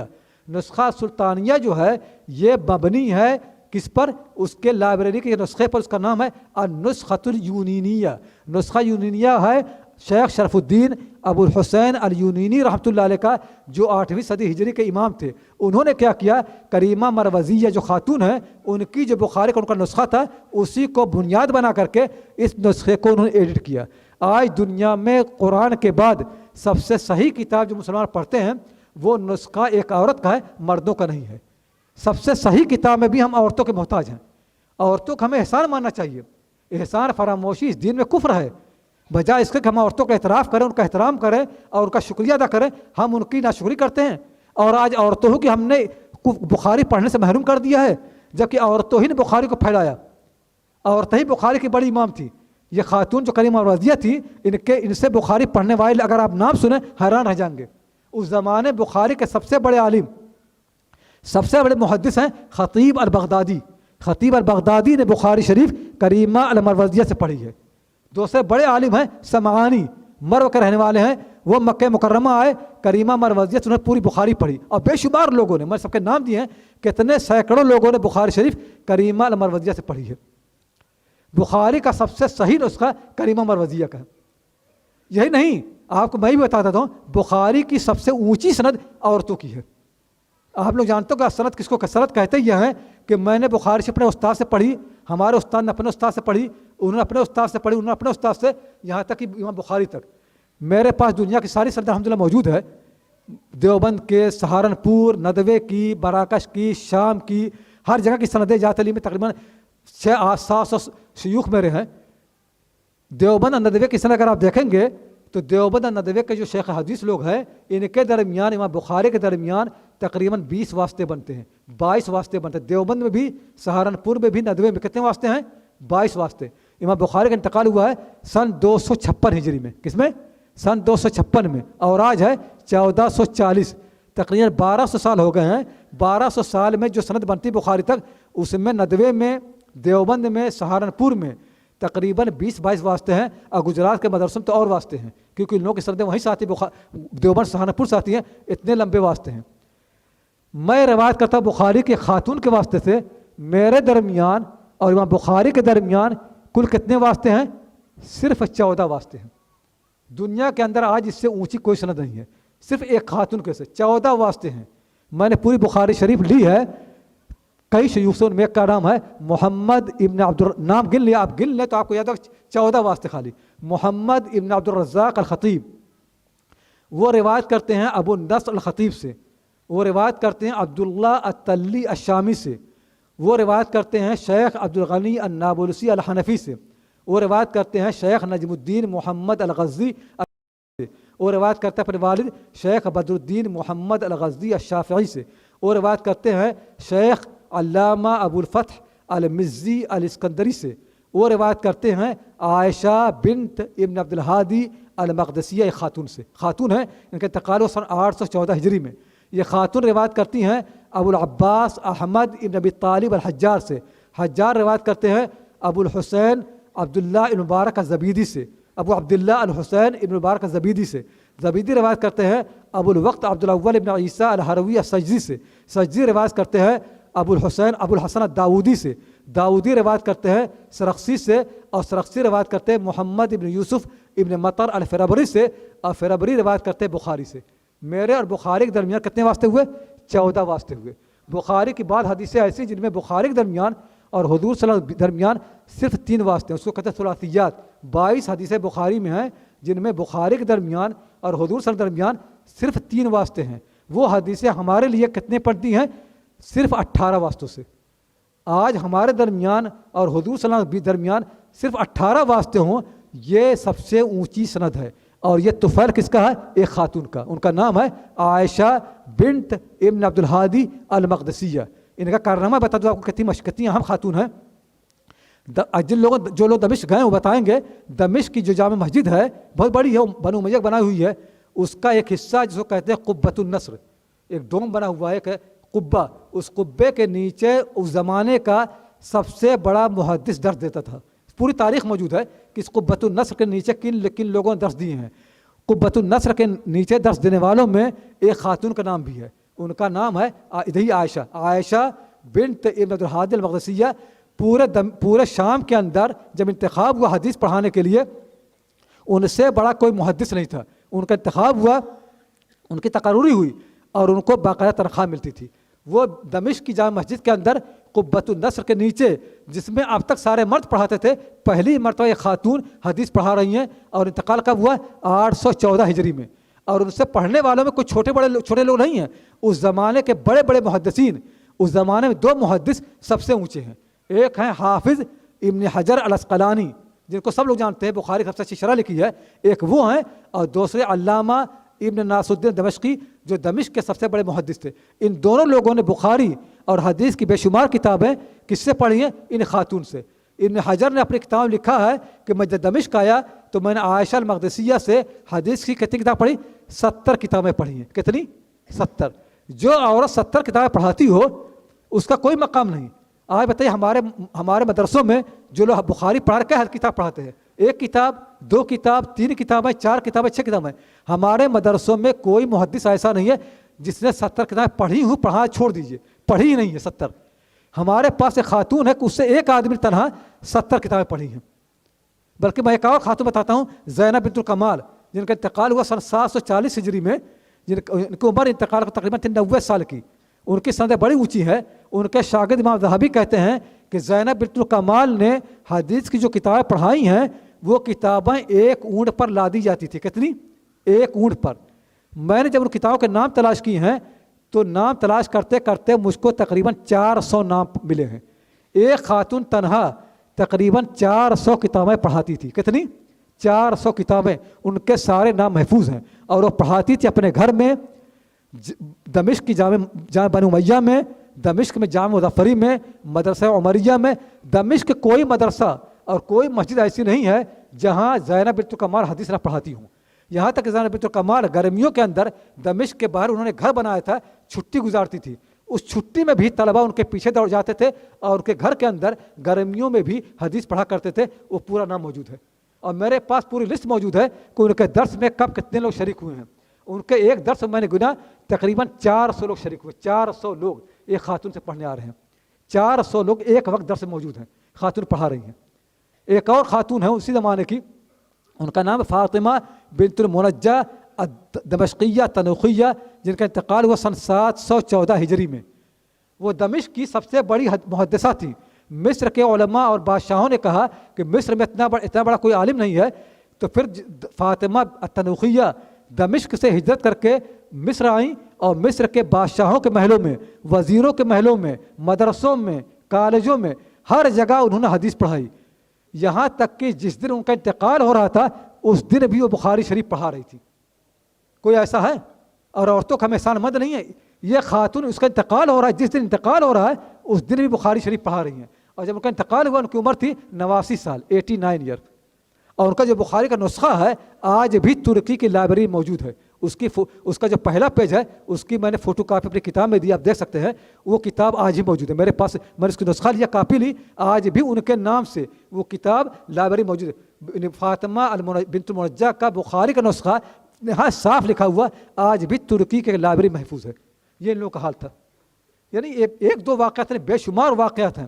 میں ایک اور واقعہ 1-2 اور سنا دیتا ہوں پھر ختم کرتا ہوں سوال کرنے کے لیے. ایک محدث ہے اسپین کے رہنے والے، ان کی لڑکی ہے فاطمہ بنت سعد الخیر، اسپین کے رہنے والی. ان کی پیدائش ہوتی ہے چین میں پیدائش ہوئی، 4 سال کی تھی. ان کے والد ان کو لے کے آئے جزدان میں ایک خاتون محدثہ تھی فاطمہ جزدانیہ. ان سے انہوں نے حدیث پڑھی. حدیث کی جو سب سے بڑی کتاب ہے اس زمانے میں معجم الکبیر، 25 جلدوں میں. اس کتاب کی آج دنیا کے اندر جو روایت زندہ ہے وہ عورتوں کے واسطے سے، صرف عورتوں کے واسطے سے. 25 جلدوں کی کتاب ایک عورت نے پڑھائی ہے. لوگ کہتے ہیں بھی عورتوں کو پڑھانے کے لیے مرد تو کافی ہیں. اس زمانے میں جب مرد کافی نہیں تھے تو آج کیسے کافی ہوں گے؟ ان عورتوں نے پڑھائی. وہ کتاب ان کے پڑھانے زندہ ہے. اور فاطمہ بنت سعد الخیر کا حال یہ تھا کہ انہوں نے حدیث کو پھیلایا دمشق میں بغداد میں لوگ کہتے ہیں کہ حدیث کا علم مصر میں ختم ہو چکا تھا. فاطمہ بنت سعد الخیر جب مصر میں آئی ہیں حدیث کا علم دوبارہ مصر میں زندہ ہوا, ختم ہو چکا تھا. ایک خاتون نے پورے مصر کے اندر حدیث کے علم کو زندہ کیا, اور ان کی برکت ہے کہ بعد مصر کے اندر حافظ عراقی, ابن حجر عسقلانی, سخاوی, سیوطی جیسے لوگ پیدا ہوئے. اگر فاطمہ نہ آتی تو مصر کے اندر سے علم حدیث ختم ہو چکا تھا. علم حدیث کو مصر میں زندہ کرنے والی ایک خاتون ہے, اسپین کے رہنے والی, لیکن بعد میں علم حاصل کرنے کے بعد مصر گئیں اور مصر ہی میں رہ گئیں تاکہ علم حدیث کی اشاعت کر سکیں, اور پھر انہوں نے مصر کو حدیث سے بھر دیا. یہ صورتحال تھی. یہ ہر صدی میں ہوتا رہا. بے شمار مثالیں ہیں, بے شمار واقعات ہیں, نہیں بیان کرتا میں آپ کو ہندوستان کے واقعہ بیان کرتا ہوں, اس پر ختم کرتا ہوں کہ ہندوستان کے اندر بھی عورتیں کثرت سے حدیث پڑھتی تھی, بخاری مسلم اور پڑھاتی تھی. ہندوستان کا ایک اہم خاندان ہے شیخ احمد سرہندی کا خاندان, آپ سب جانتے ہوں گے, مجد الفسانی رحمۃ اللہ علیہ. ان کے خاندان کے آخری سب سے بڑے محدث تھے شیخ عبدالغنی مجددی دہلوی رحمۃ اللہ علیہ, مہاجر مدنی. کیا نام ہے؟ شیخ عبدالغنی. ان کا انتقال ہوا ہے سن 1299 ہجری میں. 1299 ہجری میں انتقال ہوا ہے. یہ ہندوستان کے ایک اہم ترین خاندان کے بہت بڑے فرد ہیں عبدالغنی دہلوی. یہ شاگرد ہیں شاہ محمد اسحاق دہلوی کے. سب سے بڑے شاگرد کس کا ہے؟ شاہ محمد اسحاق دہلوی کے. اور شاہ محمد اسحاق دہلوی شاگرد ہیں شاہ عبدالعزیز دہلوی کے, اور شاہ عبدالعزیز شاگرد ہیں شاہ ولی اللہ دہلوی کے. تو ہندوستان کی سب سے اونچی سند کون ہے؟ شاہ عبدالغنی. ہندوستان کے اندر دیوبند جو علم حدیث آیا ہے دو آدمیوں سے, ایک مولانا محمد قاسم نانوتوی اور دوسرے مولانا رشید گنگوہی. یہ دونوں آدمی حدیث میں شاگرد ہیں شاہ عبدالغنی دہلوی کے. دونوں آدمی, دونوں کی سندیں کس سے ہیں؟ شاہ عبدالغنی دہلوی رحمۃ اللہ علیہ سے. آپ دیکھ لیجیے, چھپی ہوئی ساری سندیں. شاہ عبدالغنی دہلوی رحمۃ اللہ علیہ بعد میں ہندوستان سے مدینہ ہجرت کر کے چلے گئے. وہاں پر ان کی بیٹی پیدا ہوئی امۃ اللہ بنت عبدالغنی الدہلویہ.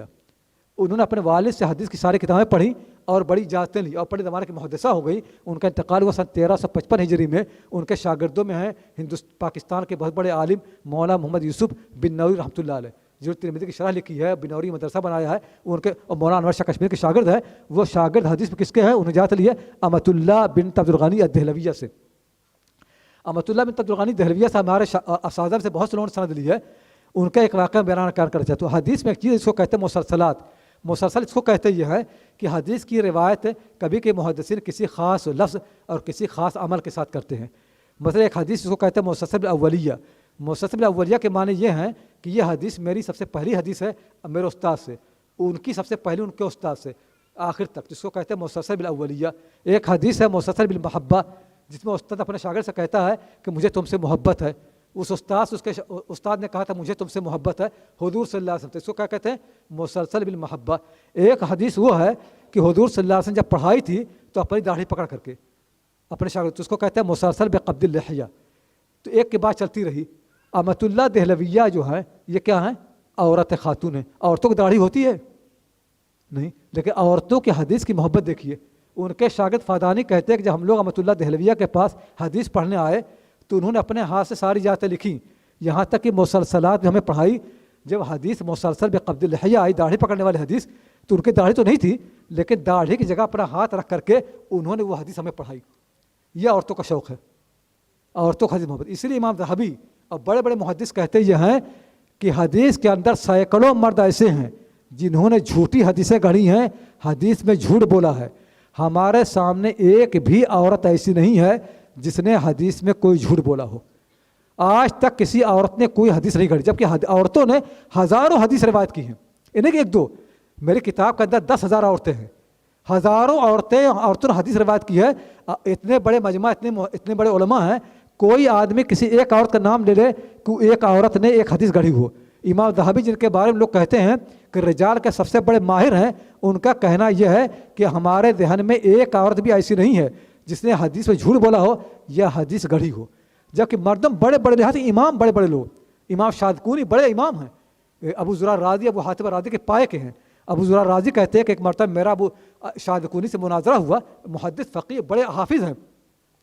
مناظرہ 3 دن چلتا رہا, میں حدیث بیان کرتا وہ اس کا جواب دیتے, وہ بیان کرتے میں جواب دیتا, یہاں تک کہ تیسرے دن انہوں نے ایک حدیث پڑھی جس کا میرے پاس کوئی جواب نہیں تھا. تو مجھے بڑا فکر ہے کیونکہ مجھے حدیث ان سے کم معلوم ہے. تو لوگوں نے کہا کہ آپ کو نہیں معلوم ہے, شادکونی نے آپ کو ہرانے کے لیے ابھی وہ حدیث گڑھی ہے. شادکوری جو اتنے بڑے محدث ہیں صرف ہرانے کے لیے انہوں نے حدیث گڑھی.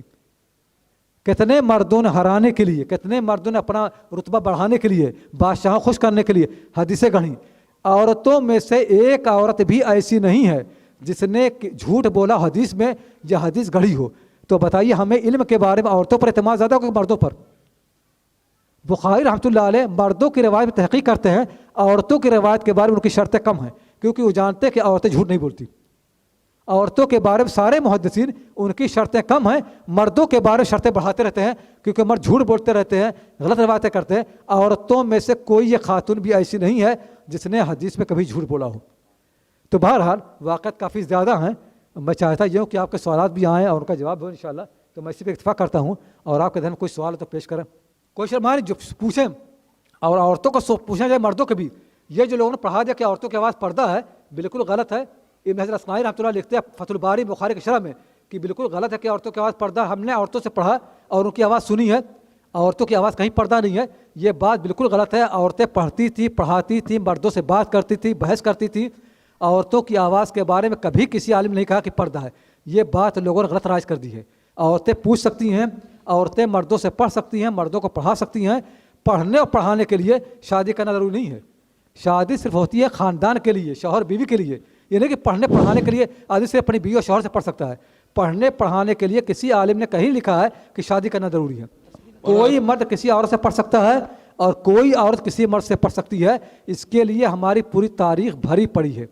مولانا اکرم صاحب, یہ ایک بات تو یہ ہے کہ کیا ہندوستان میں عمومی طور پر مساجد جو ہے وہ عورتوں کے لیے نہیں کھلے ہوئے ہیں, تو کیا کھول دینے چاہیے؟ بھائی میرا کہنا یہ ہے کہ ابھی ہمارے یہاں بہت سے علماء ہیں, ان کا ذہن واضح نہیں ہے کہ عورتیں مسجد میں آ سکتی ہیں. تو پہلے ان کو قائل کرنا ضروری, ورنہ لڑائی شروع ہو جائے گی. اور آسان راستہ یہ ہے کہ ان مردوں کو, ان علماء سے آپ کہیں کہ آپ مکہ مکرمہ جاتے ہیں, حرم میں جاتے ہیں, حرم میں عورتیں نماز پڑھتے نہیں پڑھتی, مرد بھی پڑھتے ہیں, مسجد نبوی میں پڑھتے ہیں. اچھا میں آپ کو ایک چیز پوچھتا ہوں, آپ جب طواف کرتے ہیں تو طواف میں دھکا ہوتا کہ نہیں ہوتا ہے؟ دنیا میں کہیں اتنا دھکا ہوتا ہے جتنا طواف میں ہوتا ہے؟ عورت مرد میں جتنا دھکا طواف میں ہوتا ہے کہیں نہیں ہوتا ہے. اگر عورتیں مسجد میں کوئی دھکا تھوڑی ہوگا. طواف جو جس میں دھکا ہوتا ہے جب وہ ہو سکتا ہے جب طواف کی جات ہے, تو اور کوئی چیز کیا ہے. میرے ایک دوست ہیں احمد عاشور مدینے کے. شیخ اکرم صاحب معاف کرنا, بیچ میں آپ کو وہ کرتا ہوں. اگر ہم لوگ عورتوں کے لیے مسجد کے دروازے کھولتے ہیں تو ہم کو کیا چیز کی رعایت کرنی چاہیے؟ ہاں میں بتا رہا ہوں بھی نا, میں پہلے مثال دیتا ہوں تاکہ معلوم کہ ہمارے دوست احمد عاشور کہتے ہیں کہ شافعی مذہب کے اندر اگر عورت مرد کو چھو دے, مرد عورت کو چھو دے, وضو ٹوٹ جاتا ہے.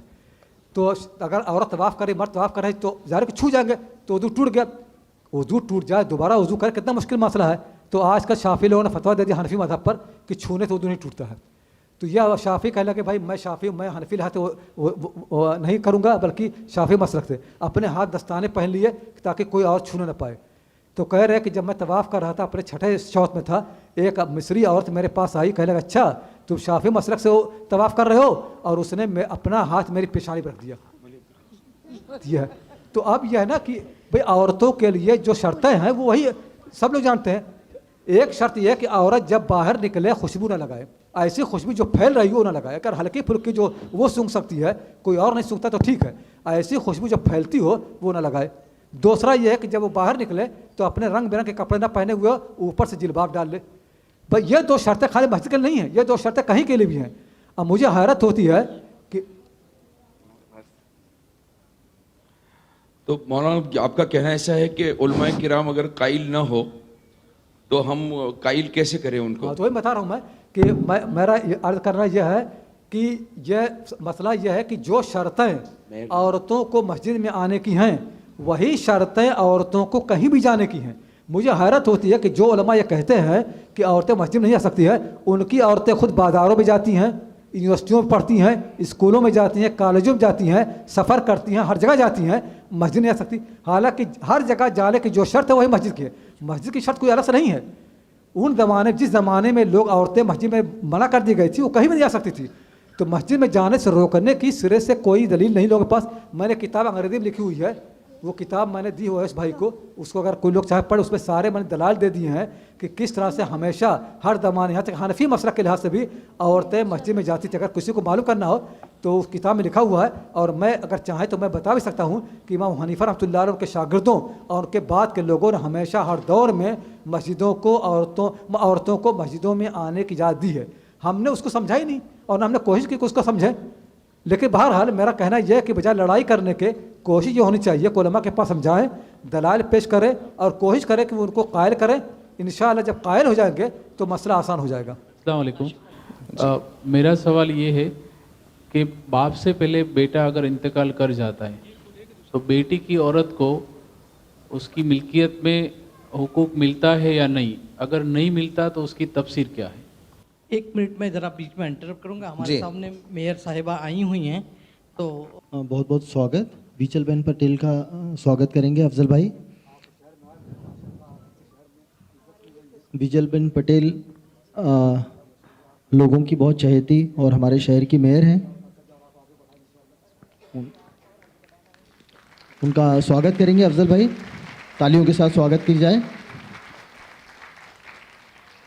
ایک اور درخواست ہے کہ ہمارے مرد حضرات سوال پوچھتے ہیں, انشاءاللہ اس کے بھی جواب ملیں گے, لیکن تمنا یہ ہے کہ ہماری مستورات کے ذہنوں میں بہت سارے سوال ہیں, تو اگر ان کے ذہنوں میں سوال ہیں تو پہلے وہ پوچھیں, اور انشاءاللہ مرد تو بعد میں بھی مولانا کے ساتھ بیٹھ کے پوچھ سکتے ہیں. میں بس ایک سوال کر لیتا ہوں. جی. ڈاکٹر محمد سعید بنگلور سے آیا ہوں اس پروگرام میں شرکت کے لیے. میرا سوال یہ ہے کہ عورتوں کے پاس جو زیورات ہوتے ہیں, کیا اس کی زکوٰۃ خود ان کو نہیں دینی چاہیے یا مرد کو دینا ہے؟ بھائی یہ بات بالکل شروع میں بتا دی ہے کہ جس طرح مرد مال کا مالک ہوتا ہے ایسے ہی عورتیں بھی مال کی مالک ہوتی ہیں. تو یہ بات بالکل, گھر کے اندر جہاں مرد کے پاس ملکیت ہے وہاں عورتیں بھی مالک ہیں. مردوں کی ملکیت الگ, عورتوں کی الگ. اس لیے میں ہمیشہ کہتا یہ ہوں کہ گھر کے اندر جو خرچ ہو وہ مرد کے مال سے ہونا چاہیے. اسلام کے اندر عورتوں پر کہیں کوئی ذمہ داری نہیں ہے کہ اپنے گھر پر خرچ کریں. عورتیں اپنے گھر پہ خرچ کرتی ہیں, بعد میں مسائل پیدا ہوتے ہیں تو پھر کچھ پتہ ہی نہیں کیا ہوگا. بہت سے مرد کہتے ہیں کہ ہمارے پاس پیسے کم ہیں تم مجھ کو دے دو, وہ دے دیتی ہیں محبت میں آ کر کے. یہ صحیح نہیں ہے. دیکھیے عبداللہ مسعود اللہ تعالیٰ کی بیوی نے اپنے شوہر کو صرف زکوٰۃ دی, اپنا مال نہیں دیا. تو آج بھی عورتوں کو اپنا مال کبھی بھی اپنے شوہر کو دینا ہی چاہیے. زکوٰۃ دے سکتی ہیں لیکن جو اپنا حقیقی مال ہے اس کو اپنے پاس رکھے بہت ہم ضروری ہے, کیونکہ عورتوں کے بھی خرچے ہیں. بھئی اب یہی زیور ہے, عورتوں کو جو زیور ہے اس کی زکوٰۃ عورتوں پر فرض ہے, مردوں پر نہیں فرض ہے. اگر مرد عورتوں کے مال لے لیں گے ان کی زکوٰۃ کون ادا کرے گا؟ حج کرنا عورتوں پر عورتوں کے مال میں فرض ہے. اگر مرد عورتوں کا مال لے لیں گی تو عورتیں حج کیسے کریں گی؟ عورتیں بھی چاہتی ہیں کہ ہم صدقہ کریں, خیرات کریں, اسکول بنائیں, غریبوں کی مدد کریں, یتیموں کی مدد کریں. اگر سارے مال مرد لے لیں گے عورتیں کیسے کریں گی؟ بھئی ہندوستان, پورے مسلم دنیا کے اندر سب سے پرانی یونیورسٹی جو ہے قرویین کی ہے. قرویین کی یونیورسٹی ایک عورت نے بنائی ہے, اور میں وہاں پر گیا, میں نے تقریر کی, میں نے وہاں تقریباً لوگوں سے کہا کہ جو یونیورسٹی ایک عورت نے بنائی تھی, ہمارا حال یہ ہے کہ ہم نے عورتوں ہی کو اس میں آنے سے محروم کر دیا. عورت نے یونیورسٹی بنائی, اس نے پڑھنے کا اہتمام کیا, عورت ہی نہیں پڑھ سکتی. یہ ہم نے صورتحال کر دی ہے. تو پہلی بات یہ واضح ہونی چاہیے کہ ہر گھر کے اندر مال کا کیا, مرد کا کیا مال ہے, عورت کیا ہے, یہ دونوں الگ الگ ہونا چاہیے. اگر الگ الگ نہیں ہے تو ہمیشہ مسائل پیدا ہوں گے. مرد کو یہ حق حاصل نہیں ہے کہ عورت کا مال لے, اور عورت کو یہ حق حاصل نہیں ہے کہ بغیر مرد کی مرضی کے اپنی خواہشات میں اس کا مال خرچ کرے. جو ضرورت ہو تو ٹھیک ہے خواہشات میں, اور مرد کو قطعی حق حاصل نہیں ہے کہ عورتوں کا مال لے, کیونکہ عورتوں کے اوپر مردوں پر خرچ کرنے کی سرے سے کوئی ذمہ داری نہیں ہے. تو اگر یہ بات واضح ہوگی تو آئندہ عورتیں اپنے مال کی زکوٰۃ بھی دیں گی, اپنا حج بھی کریں گی, صدقہ و خیرات بھی کریں گی, نیکیاں بھی کریں گی. لیکن جب ہم ان سے سارا مال لے لیتے ہیں تو وہ کہاں زکوٰۃ دیں گی؟ السلام علیکم. میرا سوال یہ تھا آپ سے کہ اگر کوئی عورت بزنس کرتی ہے اور بزنس کے ذریعے اس کو گھر سے باہر جانا پڑتا ہے یا ایک گاؤں سے دوسرے گاؤں جانا پڑتا ہے, اور گھر میں اگر چھوٹے بچے ہیں تو محرم ساتھ میں نہیں آ سکتے, تو کیا یہ ضروری ہے کہ اس کا ہسبینڈ یا بیٹا وہ ساتھ لے کے ہی جائے؟ وہ اکیلی بزنس کے ذریعے جا سکتی ہے؟ اگر وہ سکسم ہے, اپنے آپ کو اچھے سے سنبھال سکتی ہے, تو وہ بزنس کے تھرو باہر جا سکتی ہے یا نہیں جا سکتی؟ ایک بات یاد رکھنی چاہیے کہ شادی اور بیاہ جو ہوتا ہے شوہر اور مرد, اس کی بنیادی وجہ یہ ہے کہ بعد میں خاندان بنے, بچے پیدا ہوں, ان کی پرورش ہو. जहाँ औरतों की जिम्मेदारी यह है कि बच्चे पले बढ़ें, उनकी देखभाल हो, उतनी ही जिम्मेदारी मर्दों की है। सिर्फ उसे मर्दों की जिम्मेदारी समझ सही नहीं है। आप इस्लामी फ़िक़्ह में बार बार पढ़ेंगे कि अगर औरत ये कहती है कि मैं बच्चे को दूध नहीं पिलाऊंगी, तो मर्द की जिम्मेदारी है कि वो दाया ले, ऐसी औरतों को रखे जो औरत को दूध पिलाए और उनका खर्च, बच्चे को दूध पिलाए और खर्चा दे। औरत को दूध पिलाने पर मजबूर करना मर्दों के लिए जायज़ ही नहीं है किसी फ़िक़्ह में, कहीं भी देख लें। अगर औरतें कहती हैं, इसी तरह से अगर औरत कारोबार कर रही है, नौकरी कर रही है, जिसकी उसको ज़रूरत है, घर वालों को उससे फ़ायदा हो रहा है, तो शौहर को चाहिए कि उसका साथ दे। शौहर को चाहिए कि भाई ये आमदनी उसकी हो रही है, इसका फ़ायदा हो रहा है, दोनों मिलजुल करके काम करें। ये समझना कि सिर्फ औरत बच्चों को देखेंगे, हम नहीं देखेंगे। तो ये बताएं कि अगर औरत नहीं कमाएगी, जब आदमी के हाथ में माल आता है उसकी इज़्ज़त में इजाफा होता है। ये औरतों के जलील होने की, कमज़ोर होने की बुनियादी वजह यह है कि औरतों के पास माल नहीं है। इसलिए इस्लाम ने शुरू से एहतमाम किया कि औरतें माल कमाएं, औरतों के पास माल, ताकि मुआशरे के अंदर औरतों का एहतराम हो। इसलिए कहा कि औरतों को महर मिलना चाहिए ताकि मर्दों को लगा कि औरतें माल की हकदार हो रही हैं। जब माल आता है तो इंसान का मकाम बढ़ता है। आप देख रहे मुआशरे का, इसके पास माल ना हो, गरीब और छोटा होता है। तो औरतें अगर माल कमा रही हैं, नौकरी कर रही हैं या बिज़नेस कर रही हैं, हुजूर सल्लल्लाहु अलैहि वसल्लम बीवी खदीजा रज़ियल्लाहु तआला अन्हा मक्के की सबसे मालदार खातून थी और हुजूर सल्लल्लाहु अलैहि वसल्लम उनका काम करते थे। वो हुजूर सल्लल्लाहु अलैहि वसल्लम के मुलाजिम थे, आप उनकी तिजारत करते थे, वो मालिका थी और आप तिजारत करते थे। ये हाल था। बेशुमार ख़वातीन इस तरह से हुई जो कि कारोबार करती थी, बिज़नेस करती थी, और कितनी ख़वातीन थी जो लड़ाई करती थी, जंगों में जाती थी, लड़ती थी, तो उनके पास भी तो ख़ानदान थे, उनके पास भी तो बच्चे थे। तो इस्लाम ने कभी ये नहीं किया कि बच्चों की वजह से औरतों को कोई काम करने से रोका हो, बल्कि ये होगा कि अगर औरत काम कर रही है तो मर्द और औरत दोनों मिलकर सोचे कि कैसे हम बच्चों का इंतज़ाम करें कि नई नस्ल की परवरिश भी हो और औरतें भी अपना काम कमा सके, वही पैसे ला सके अगर वो चाहती हैं। मजबूर ना करें, लेकिन अगर औरत कमाना चाहती है तो औरतों को कारोबार करने से या कमाने से रोकने का मर्दों का कोई हक़ नहीं है। अस्सलाम वालेकुम। चलिए, कौन है? अस्सलाम वालेकुम। शादी के बाद बेटी अगर बीमार हो जावे तो कितने साल तक माँ बाप को जिम्मेदारी उठानी चाहिए? शादी की, किसकी शादी के बाद? बेटी की शादी के बाद।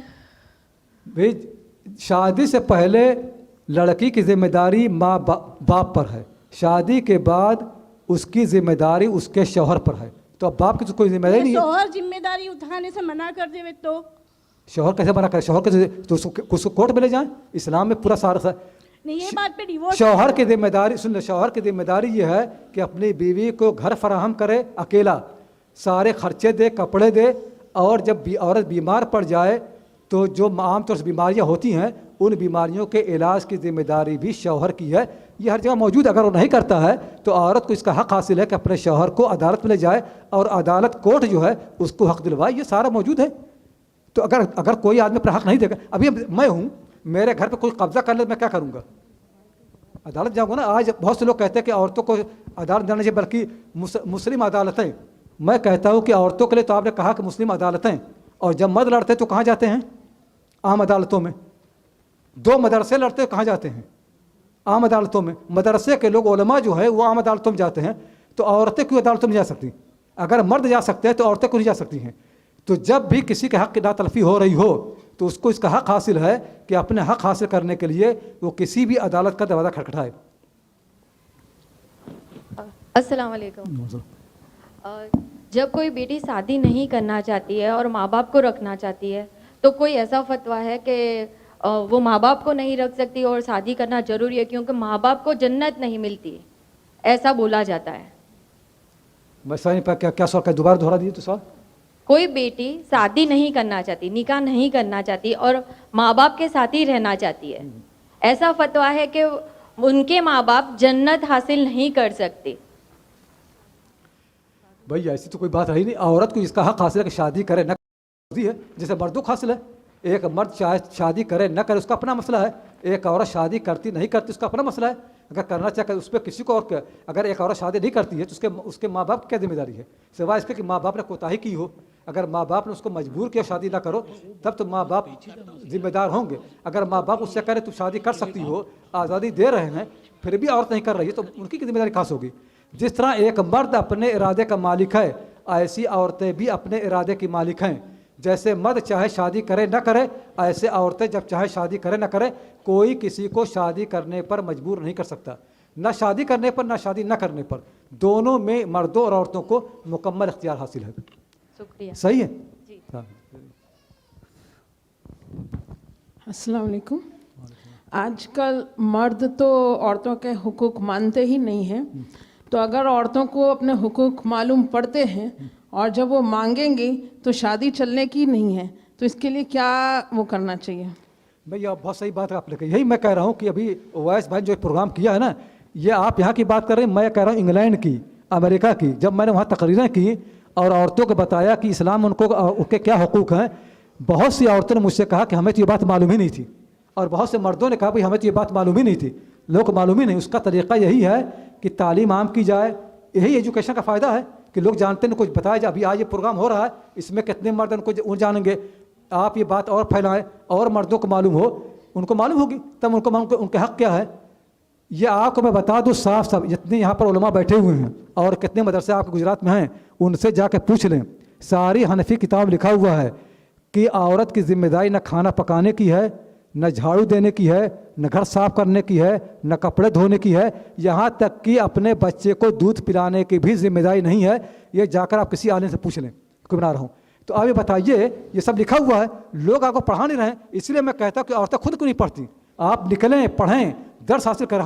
میں انگلینڈ میں پڑھاتا ہوں. میں نے کہا کہ ہمارے کلاس میں جیسے مرد آتے ہیں ویسے عورتیں بھی ہیں. چنانچہ ساری کلاسوں میں مرد بھی آ رہا ہے، عورتیں بھی آ رہی ہیں. تو آپ پڑھیں، علم حاصل کریں. علم حاصل کریں گے تو آپ کو سب معلومات ہوگی، قرآن معلوم ہوگا، حدیث معلوم ہوگی، فقہ معلوم ہوگی. ورنہ لوگ آپ کو بتائیں گے کہ یہی اسلام ہے جو ان کا کلچر ہے. کلچر اور اسلام میں فرق کرنا سیکھیں. ہمارے گھروں میں جو ہو رہا ہے اس میں سے اکثر حصہ کیا ہے؟ کلچر اور تہذیب ہے. وہ اسلام نہیں، دین نہیں ہے. دین وہ ہے جو قرآن میں ہے اور سنت رسول میں. خدا اور خدا کے پیغمبر نے عورتوں کو جو حقوق دیے ہیں ان کا دینا ہم پر فرض ہے، اور ان سے عورتوں کو محروم کرنا یا عورتوں کو نہ بتانا یہ سراسر ظلم ہے. سوال یہ تھا کہ باپ سے پہلے بیٹا اگر انتقال کر جاتا ہے تو بیٹی کی عورت کو ملکیت میں سے حصہ ملتا ہے یا نہیں؟ اگر نہیں تو اس کی مطلب اسلامک طور سے اس کی مطلب تفسیر کیا ہے؟ تفصیل اس کی یہ ہے کہ آپ رہتے غیر اسلامی طریقے سے ہیں اور حل چاہتے اسلامی. یہ پورا رہائشی غلط ہے. یہ بالکل غلط طریقہ ہے کہ آدمی شادی کرنے کے بعد اپنے باپ کے ساتھ رہے. اگر آپ اپنے باپ کے ساتھ رہیں گے تو ساری جائیداد ساری ملکت ملی ہوئی ہے، تو آپ کے مرنے کے بعد کیسے کس کو معلوم کہ کس کا کیا ملکت ہے؟ طریقہ اسلام میں یہ ہے کہ جب آدمی شادی کرے اپنی بیوی کو الگ رکھے. جب اس کا انتقال ہوگا تو اس کی بیوی کو اس کی ساری جائیداد ملے گی. لیکن جب آپ اپنی بیوی کو اپنے باپ کے گھر لائیں گے اور ان کے ساتھ رہ رہے ہیں، سارے بھائی وہاں رہ رہے ہیں، آپ کے انتقال ہو کوئی کچھ نہیں دے گا، کیونکہ آپ نے غلط کام ہی غلط کیا ہے. اسلامی طریقہ یہ ہے کہ جب آدمی شادی کرے اپنی بیوی کو ایک ایسے گھر میں لائے جو گھر اس کا تنہا ہو، جہاں عورت اپنے کپڑے اتار سکتی ہو، جہاں اس کو کوئی پردہ کرنا نہ ہو، جہاں کوئی دوسرا آئے تو اجازت لے. ایسا گھر جب اس کو دیں گے تو اس گھر کے اندر جو چیزیں بھی ہوں گی، جو ملکیت ہوگی، سب اس کو ملے گی. لیکن جب آپ اس کو ایک ایسے گھر میں لا رہے ہیں جو اس کا ہے ہی نہیں، دوسرے گھر ہے، تو مسائل پیدا ہوں گے. تو طریقہ ہی غیر اسلامی ہے. بات انسیسٹر پراپرٹی کی، ایسا تو ہوگا نہیں کہ آج شادی ہوئی اور باپ کی ساری ملکیت سارے بیٹوں کو ترنت دے دیا جائے گا. کوئی بیٹا شادی شدہ نہیں بھی ہوگا، یا مطلب یہ تو ضروری نہیں ہے کہ بھئی شادی کریں ترنت باپ حصہ دے دے گا. یہاں سوال پراپرٹی انسیسٹر پراپرٹی کا ہے. سوال گھر میں جو ملکیت ہے فرنیچر اس کا نہیں ہے. نہیں، یہ سوال اس لیے پیدا ہوتا ہے، اور آج کل کورٹ میں یہ قصے بہت مشہور ہے. اور سوال یہ ہے کہ وہ بیوہ ہے، اس کا کیا، اس کی تو مطلب وہ اس کو جینا بھی مشکل ہو گیا ہے، ہو سکتا ہے. نہیں، میں آپ کا سوال سمجھتا ہوں اور میں جانتا ہوں کہ کیا ہو رہا ہے، لیکن میں چاہتا ہوں کہ مسئلے کا پہلے بنیاد سمجھے. بنیاد ہمارے غلط چل رہی ہے. ہمارے یہاں یہ جو طریقہ چل رہا ہے، لوگ ساتھ میں رہ رہے ہیں نا، سارے مسائل اسی سے پیدا ہو رہے ہیں. اگر لوگ اپنی بیوی کو الگ لے کر کے رہیں گے تو کم سے کم عورتیں محروم نہیں ہوں گی، ان کو گھر مل جائے گا، ان کو کچھ زیادہ مل جائے گی. اس کے بعد مسئلہ پیدا کر اس آدمی کا باپ کا انتقال ہوتا ہے تو کیا ہو، ظاہر ہے اس کے مسئلہ الگ ہے. اس میں طریقہ یہی ہے کہ اسلام میں یہ کیوں ہے، اس کی تفسیر کیا ہے؟ میں وہی بتا رہا ہوں. آپ کے سوال انہیں میں نے سمجھا نہیں، میں آپ کا سوال سمجھ گیا ہوں. اس مسئلے سے میں خوب واقف ہوں. میں جانتا ہوں کہ کیا ہو رہا ہے ہندوستان کے اندر. میں اس کا اسی کا جواب دے رہا ہوں. اسلام کا ریفرنس کیا ہے اور کس کا کرے؟ اسلامی بتا رہے ہیں نا، اسلامی کا حوالہ دے رہا ہوں میں. اسلام کا پہلا حوالہ یہ ہے کہ مخلوط فیملی غلط ہے. لوگوں کو ایک ساتھ رہنا یہ بالکل غلط ہے. جب آدمی شادی کرے اپنی بیوی کو الگ لے کر رہے تو پہلی بات یہ ہوگا اگر اس کا انتقال ہوتا ہے تو بیوی کو کچھ نہ کچھ ضرور مل جائے گا، یہ ہوگا۔ دوسری اہم بات یہ ہے کہ آدمی کے مرد کے جب باپ کا انتقال ہوتا ہے اس کی جائیداد اس کے بچوں کو ملتی ہے، بچوں سے بچے گی تب جا کر کے پوتوں کو ملتی ہے۔ تو ایک آدمی جب انتقال ہو رہا ہے تو اس کے بیٹے موجود ہیں کہ نہیں؟ اگر موجود ہے پہلے ان کو ملے گی، اگر بیٹے نہیں تب پوتوں کو ملے گی، تب اس کے بعد کی نسلوں کو ملے گی۔ اگر کسی کا بیٹا موجود ہے پہلے وہ وارث ہوگا، اگر اس کا بیٹا نہیں ہے تو بیٹے کے بیٹے وارث ہوں گے۔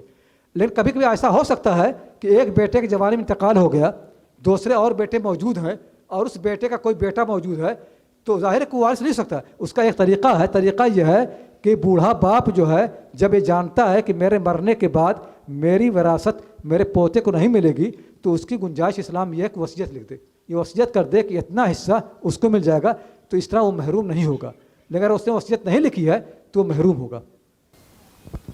رفیق بھائی، میں یہ حضرت نے جو بات کی وہ بہت امپورٹنٹ ہے کہ بھئی جب معلوم ہے کہ بھئی نہیں ملنے والا تو ابھی حال اس کو کس نے منع کیا دینے کے لیے، تو اس وقت دے دے وہ۔ جی السلام علیکم۔ آپ نے بولا تھا کہ نکاح ایک طرح کا کانٹریکٹ ہے، مجھے لگتا ہے شاید سورہ نساء میں بھی اس کا ذکر ہے، اس پر آپ تھوڑی روشنی ڈالیں گے پلیز؟ بیکاز ہوتا کیا ہے کہ وہ جو کانٹریکٹ ہے وہ بات تو بالکل نکل ہی جا رہی ہے، بتائی نہیں جا رہی کبھی بھی۔ یا تو اگر عورتوں کو پہلے سے پتہ ہے کہ یہ کانٹریکٹ ہے تو وہ پہلے سے کوئی کانٹریکٹ میں کنڈیشنز رکھ سکتی ہیں، نہیں رکھ سکتی ہیں، کیا ہے اس کا؟ تھوڑا زیادہ ایلیبریٹ کر سکتے ہیں؟ بھائی یہ میں آپ کو بتا دوں کہ جب بھی کوئی لین دین، کوئی معاہدہ دو پارٹیوں میں ہوگا، اسلامی قانون یہ ہے کہ دونوں کا راضی ہونا ضروری ہے۔ It is necessary the consent of both parties, consent جو ہے ضروری ہے۔ جیسے مرد کا کنسنٹ رضا مقبول سے عورت کی، شادی جو ہے کنٹریکٹ ہے، شادی میں جہاں مرد کی مرضی ہے وہیں عورت کی بھی ہے، یہ بہت ضروری ہے۔ اگر عورت تیار نہیں ہے تو وہ شادی نہیں ہوگی۔ حضور صلی اللہ علیہ وسلم فرمایا کہ اگر ماں باپ کسی عورت کو شادی کرنے پر مجبور کر دیں تو وہ شادی صحیح نہیں ہے، آپ صلی اللہ علیہ وسلم فرمایا۔ تو شادی کرنے کے لیے شادی، جیسے کوئی کنٹریکٹ، میں ابھی کوئی چیز خریدتا ہوں، اگر میں آپ کی دکان پر آؤں اور کوئی چیز آپ کی مرضی کے بغیر لے لوں اور پیسہ چھوڑ کے چلا جاؤں تو اس کو نہیں کہیں خریدا میں نے، جب تک آپ کی مرضی نہ ہو۔ ایسے شادی میں ہے، اگر کوئی آدمی شادی کرتا ہے اور عورت کی مرضی موجود نہیں ہے تو وہ شادی صحیح نہیں ہوگی، ایک کنٹریکٹ ہے۔ عورت کو ماں باپ کو یہ حق حاصل ہے کہ اس کی مدد کریں، اس سے کہیں کہ میں تمہارے لیے رشتہ تلاش کیا ہے، کیا تم کو پسند ہے؟ اگر پسند ہو تو کریں، نہ پسند ہو تو کوئی اور تلاش کریں۔ مرد مدد کرنے کا حق حاصل ہے، مردوں کے لیے بھی عورتوں کے لیے بھی، لیکن مجبور کرنے کا حق کسی کو بھی حاصل نہیں۔ کسی کنٹریکٹ میں، چاہے شادی کا ہو چاہے خرید و فروخت کا ہو، کسی کنٹریکٹ میں کوئی کسی کو مجبور نہیں کر سکتا۔ جس طرح مرد کو ایک حاصل ہے کہ اپنی بیوی کو دیکھے اور سمجھے تب اس سے شادی کرے، ایسی عورتوں کو حق حاصل ہے کہ مردوں کے بارے میں معلومات کریں کہ کیسی ہے کیسے نہیں ہے، جان بوجھ کر کے شادی کرے تب شادی ہوگی۔ بغیر مرضی کے، بغیر اتفاق کے، بغیر قبول کیے ہوئے اسلام میں کوئی ایسی شادی موجود نہیں ہے۔ شادی میں دونوں کی، مرد عورت دونوں کی رضا اور رغبت ضروری ہے۔ صاف ہو گیا؟ بات یہ ہے کہ کنڈیشن وہ رکھے جہاں کنڈیشن پہلے سے نہ ہو۔ شادی کی جتنی کنڈیشن آپ سوچ سکتی ہیں سب خدا رسول نے پہلی بنا دی ہیں۔ آپ کی جب شادی ہوتی ہے تو اس کے معنی یہ ہوتے ہیں کہ میں شادی کر رہی ہوں اس مرد سے ان ساری کنڈیشنوں پر جو خدا رسول نے دی ہیں۔ اس میں کیا ملے گا آپ کو؟ مہر ملے گا، گھر ملے گا، کپڑا ملے گا، خرچہ ملے گا، یہ ساری چیزیں ملیں گی۔ یہ سب چیزیں پہلے سے، چاہے کوئی مرد کہہ بھی دے تب بھی ملے گا۔ تو کہنا یہ شرطیں کوئی بدل نہیں سکتا ہے، یہ شرطیں نکاح کے اندر پہلے سے موجود ہیں۔ جی مائک دو۔ ہلو، السلام علیکم۔ پہلے تو مبارکباد پیش کروں گی، بہت ہی اچھا پروگرام رکھا اور آپ نے خواتین کی عظمت کو اور اسلام میں ان کے کارناموں کو چند منٹوں میں بہت اچھے انداز میں بیان کیا۔ میرا ایک سوال یہ ہے کہ خواتین جب محدثہ رہ سکی ہیں، رہی ہیں، درس دیا ہے انہوں نے، تو آج کے معاشرے میں کیوں خواتین کو درس دینے سے، قرآن کی تعلیم دینے سے روکا جا رہا ہے؟ یہ میرا سوال ہے اور یہ میرا درد ہے کہ آج جو خواتین اجتماعات کرتی ہیں، درس دیتی ہیں، ان کو باقاعدہ روکا جاتا ہے کہ عورت درس نہیں دے سکتی قرآن کا۔ یہ جو لوگ کر رہے ہیں یہ ذاتی کر رہے ہیں، کیونکہ ہم تو دیکھ رہے ہیں سعودی عرب میں، مصر میں، شام میں اور انگلینڈ میں، ترکی میں، ہر جگہ عورتیں درس دے رہی ہیں۔ تو اگر ہندوستان لوگ روک رہے ہیں تو اس کی دلیل کیا کسی کے پاس ہے؟ کیونکہ اسلام کی ساری صدیوں میں ہمیشہ عورتیں مردوں کو پڑھاتے رہی ہیں، مرد عورتوں کو پڑھاتے رہے ہیں، اور یہ بخاری وغیرہ موجود ہے۔ बुखारी की कितनी हदीसों में सनदों में औरतें आई हैं और वो औरतें उन मर्दों के रिश्तेदार नहीं हैं, उनसे अजनबी हैं, वो पढ़ाती हैं और सब लोग उनसे रिवायत करते हैं। कितनी बेशुमार रिवायतें, एक औरत से सैकड़ों लोगों ने रिवायतें की हैं। एक औरत की शागिर्दों, मैंने बताया ना कि 400 मर्द बैठते थे, वो कोई रिश्तेदार नहीं है। मराकश एक आदमी आता है, एक औरत से पढ़ता है, उससे बातें करता है, बहस करता है, मुनाजरा करता है। एक खातून है फातिमा बिन्तुल अब्बास अल-बगदादिया, वो 8वीं सदी हिजरी के हैं। उनके बारे में इब्न कसीर मुहद्दिस लिखते हैं कि वो दर्स देती थी, पढ़ाती थी, मर्दों से मुनाजरे करती थी, इब्न तैमिया से बहस करती थी और दमिश्क की जामा मस्जिद के मिंबर से तकरीर करती थी, मिंबर पर बैठ तकरीर करती थी। और उन्होंने मिस्र के अंदर वो इस्लाहात की है जो मर्द नहीं कर सके। ये वो खातून है इब्न कसीर के ज़माने की, मिज़्ज़ी के ज़माने की, इब्न तैमिया के ज़माने की, दर्स दे रही हैं, पढ़ा रही हैं और उनके हल्के मर्द शरीक हो रहे हैं और मुबाहसे कर रही हैं, मुनाजरे कर रही हैं और जीत भी रही हैं। तो ये हमने अपनी तरफ से बना लिया है कि औरत जो है किसी से बात नहीं कर सकती। औरतों का लोगों से बात करना, हज़रत उमर रज़ियल्लाहु ताला अन्हु तकरीर करते थे, औरतें टोक देती थी। हज़रत उमर ने तकरीर की कि औरतों के महर देने में कमी की जाए। एक औरत खड़ी होती है, कहती नहीं, आप ये नहीं कर सकते। कुरान करीम के अंदर औरतों को हक हासिल है कि कितने भाई महर ले लें। हज़रत उमर को सावत टोका, हज़रत उमर ने कहा कि औरत सही है और मैं गलत हूँ। ये होता था, मुनाजरे होते, बहस होती, गुफ्तगू हो रही है, इतराज़ हो रहे, सारी चीज़ होती थी। तो हमने अपनी तरफ बना लिया। मैं आपको बताऊं, अभी मैं शाम गया था और शाम में मैं मिला एक उस्ताद से जिनसे 35 औरतों ने हदीस पढ़ी थी। वो 35 ख़वातीन वो हैं कि जिन्होंने हदीस पढ़ी नहीं थी, पूरी बुखारी शरीफ उन्होंने याद की है। और उसमें एक खातून का नाम समर आशा, उन्होंने 2 जिल्दों में किताब लिखी है कि बुखारी शरीफ हमने कैसे याद की, 2 जिल्दों में। और उस किताब पर मुकदमा मेरे शेख अब्दुल फत्ताह गुद्दार रहमतुल्लाह अलैह का और बड़े बड़े शयूख का लिखा है कि बुखारी कैसे याद की जाए। मैं बताऊं आपको, मैं इतनी दुनिया में गया हूं, मेरे पास 800-900 सनदें तकरीबन है। आज तक मेरी मुलाकात किसी एक ऐसे मर्द से नहीं हुई है जिसको बुखारी पूरी याद हो। और आज भी 35 ख़वातीन हैं जिनको बुखारी शरीफ पूरी ज़बानी याद है। और उसके बाद वो मुस्लिम शरीफ याद कर रहे थे, मुझे याद नहीं कितनी याद हुई, लेकिन 35 ख़वातीन बुखारी याद है। आप बता दें कि देवबंद में, नदवे में, सहारनपुर में, हिंदुस्तान किसी शहर में कोई एक आलिम भी ऐसा है जिसको बुखारी पूरी याद हो, जबकि 35 ख़वातीन को याद है। तो अब औरतें क्यों ना पढ़ाएं? औरतें अगर हमसे आगे बढ़ सकती हैं तो क्यों ना पढ़ाएं? और औरतें आगे जा रही हैं, दुनियावी उलूम में भी औरतें आगे जा रही हैं, और जब दीनी उलूम में आती हैं तब भी औरतें मर्दों से फायक हो रही हैं। हज़रत आयशा रज़ियल्लाहु तआला अन्हा के बारे में अबू मूसा अशअरी कहते हैं कि मा अश्कला अलैना नहनु अस्हाब रसूलुल्लाह सल्लल्लाहु अलैहि वसल्लम, हम सहाबे कराम पर जब भी कोई मुश्किल मसला पेश आता तो हम आयशा के पास आते और उनसे हल तलाश करते। अमरा बिन अब्दुर्रहमान एक ताबिइया हैं, वो मसले हल किया करती थी। इमाम ज़ुहरी कहते हैं कि मैं कसरत से हदीस पढ़ा करता था, तो एक इमाम ने मुझसे कहा कि तुम अमरा बिन अब्दुर्रहमान के पास जाओ, उनके पास तुमको जो हदीसें मिलेंगी किसी के पास नहीं। जब उनके पास मैं गया तो देखा कि उनके पास इतनी हदीसें हैं जो कभी किसी ने सुनी ही नहीं है, इतना उनके पास इल्म था। तो ये बात कि औरतें ना पढ़ाई, अजीब गरीब बात है। मैं औरतें हमेशा पढ़ाती रहो, पढ़ाएंगी क्यों नहीं? और कुरान करीम में औरतें बात कर रही हैं, मूसा अलैहिस्सलाम बात कर रहे हैं औरतों से, मर्द उनसे बात कर रहे हैं। औरतों का पढ़ना पढ़ाना, मेरी किताब यही है। मैंने बताया, मैंने तकरीबन 10,000 ख़वातीन तज़किरे किए हैं। ये औरतें वो जो मर्दों से पढ़ रही हैं, मर्दों को पढ़ा रही हैं, और उनके सबके नाम दिए मैंने कि और ये लिस्ट वो जो मैंने नहीं बनाई है, ये लिस्ट वो जो आज भी किताब मौजूद है, पहले ज़माने की किताब है, 800 साल पुरानी, 900 साल पुरानी, लाइब्रेरी में मौजूद है, जाके आप फोटो कापी ले लें, मैंने कापी दी भी है, वो सारी मौजूद हैं। सॉरी, मेरी किताब का नाम अल-वफ़ा फ़ी अस्माए निसा, 40 ऊपर जिल्दों में छप रही है। उसका मुकदमा अंग्रेज़ी में है अल-मुहद्दिसात, उसका एक नुस्खा मैंने दिया है ओवैस भाई को, और कई नुस्खे मेरे, अगर आप चाहते हैं एक नुस्खा मुझसे आप ले सकती हैं, मिलिए। उसमें मैंने सारे मैप दिए हैं कि औरतें कहाँ कहाँ सफ़र करती थी। मैंने सारे शजरे दिए हैं कि औरतों की सनदें कैसी कैसी गए, बुखारी की सनद क्या है, मुस्लिम की सनद क्या है। मैंने ये भी देखा है कि औरतों के शागिर्द कौन कौन हैं और औरतों के उस्ताद कौन कौन हैं। आप जब देखेंगे तो आप देखेंगे उनके शागिर्द मर्द हैं, उस्ताद भी मर्द हैं, और औरतें सफ़र कर रही हैं, दुनिया में जा रही हैं, इल्म अपना फैला रही हैं, और किताबें भी लिख रही हैं। उनकी किताबें भी उन्होंने लिखी, वो सब मौजूद है।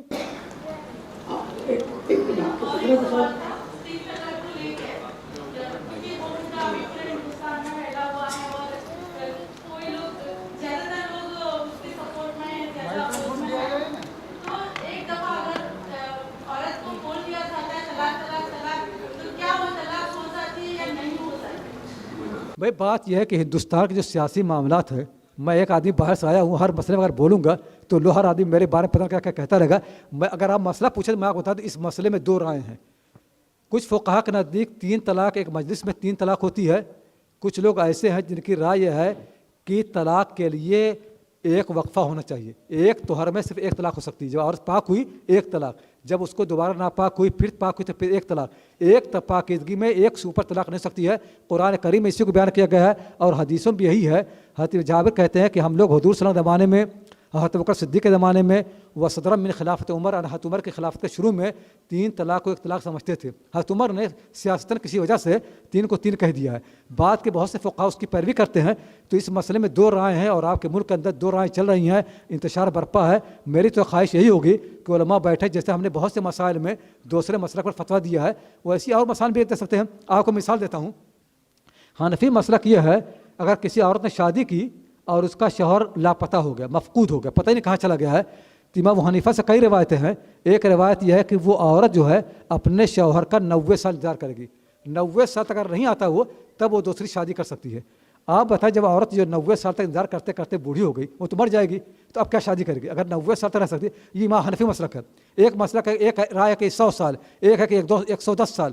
بہرحال امام حنیفہ کی رائے اس سلسلے میں یہی ہے, 110 سال, 100 سال, 90 سال. 90 سال تک وہ اپنے شوہر کا انتظار کرے گی. مولانا تھانوی رحمۃ اللہ علیہ اس ملک کے بڑے فقیہ تھے, مفتی تھے. انہوں نے حنفی مسلک چھوڑ کر کے اس مسئلے میں کس پر فتویٰ دیا؟ مالکی مسلک پر. امام مالک کی رائے یہ ہے کہ عورت صرف 4 سال انتظار کرے گا. 4 سال تک شوہر نہیں آتا ہے تو دوسرے شادی کر لے گی اور وہ شادی ہو جائے گی. اگر پہلا شوہر آتا ہے تو اس کا کوئی اس سے تعلق نہیں ہے. تو آپ دیکھ رہے ہیں ایک مسئلہ پیدا ہوا, دوسرے مسلک میں اس کا حل تلاش کیا گیا.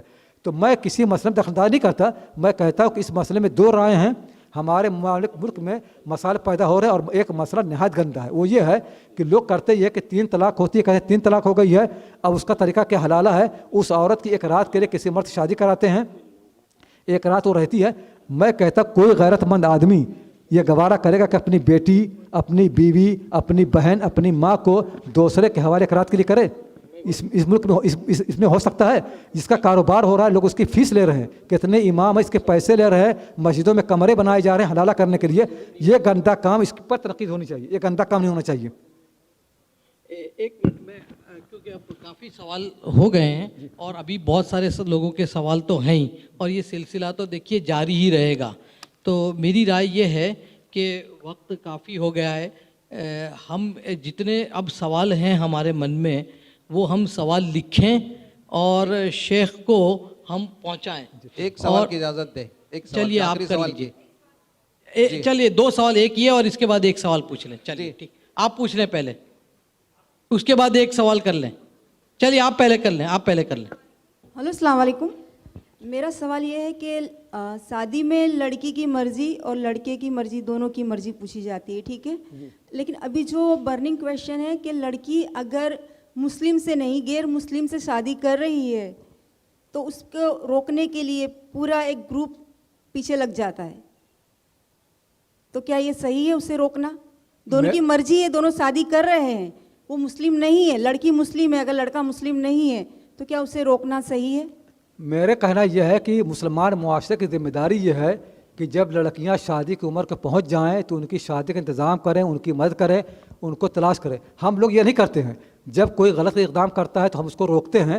ہماری ذمہ داری. کتنی عورتیں انگلینڈ میں بتاتا ہوں, ایک لڑکی انگلینڈ میں, ایک میری شاگردہ ہے, کئی اس طرح کی ہے, ایک شاگردہ ہے, 15 سال سے میں اس کا رشتہ تلاش کر نہیں ملا.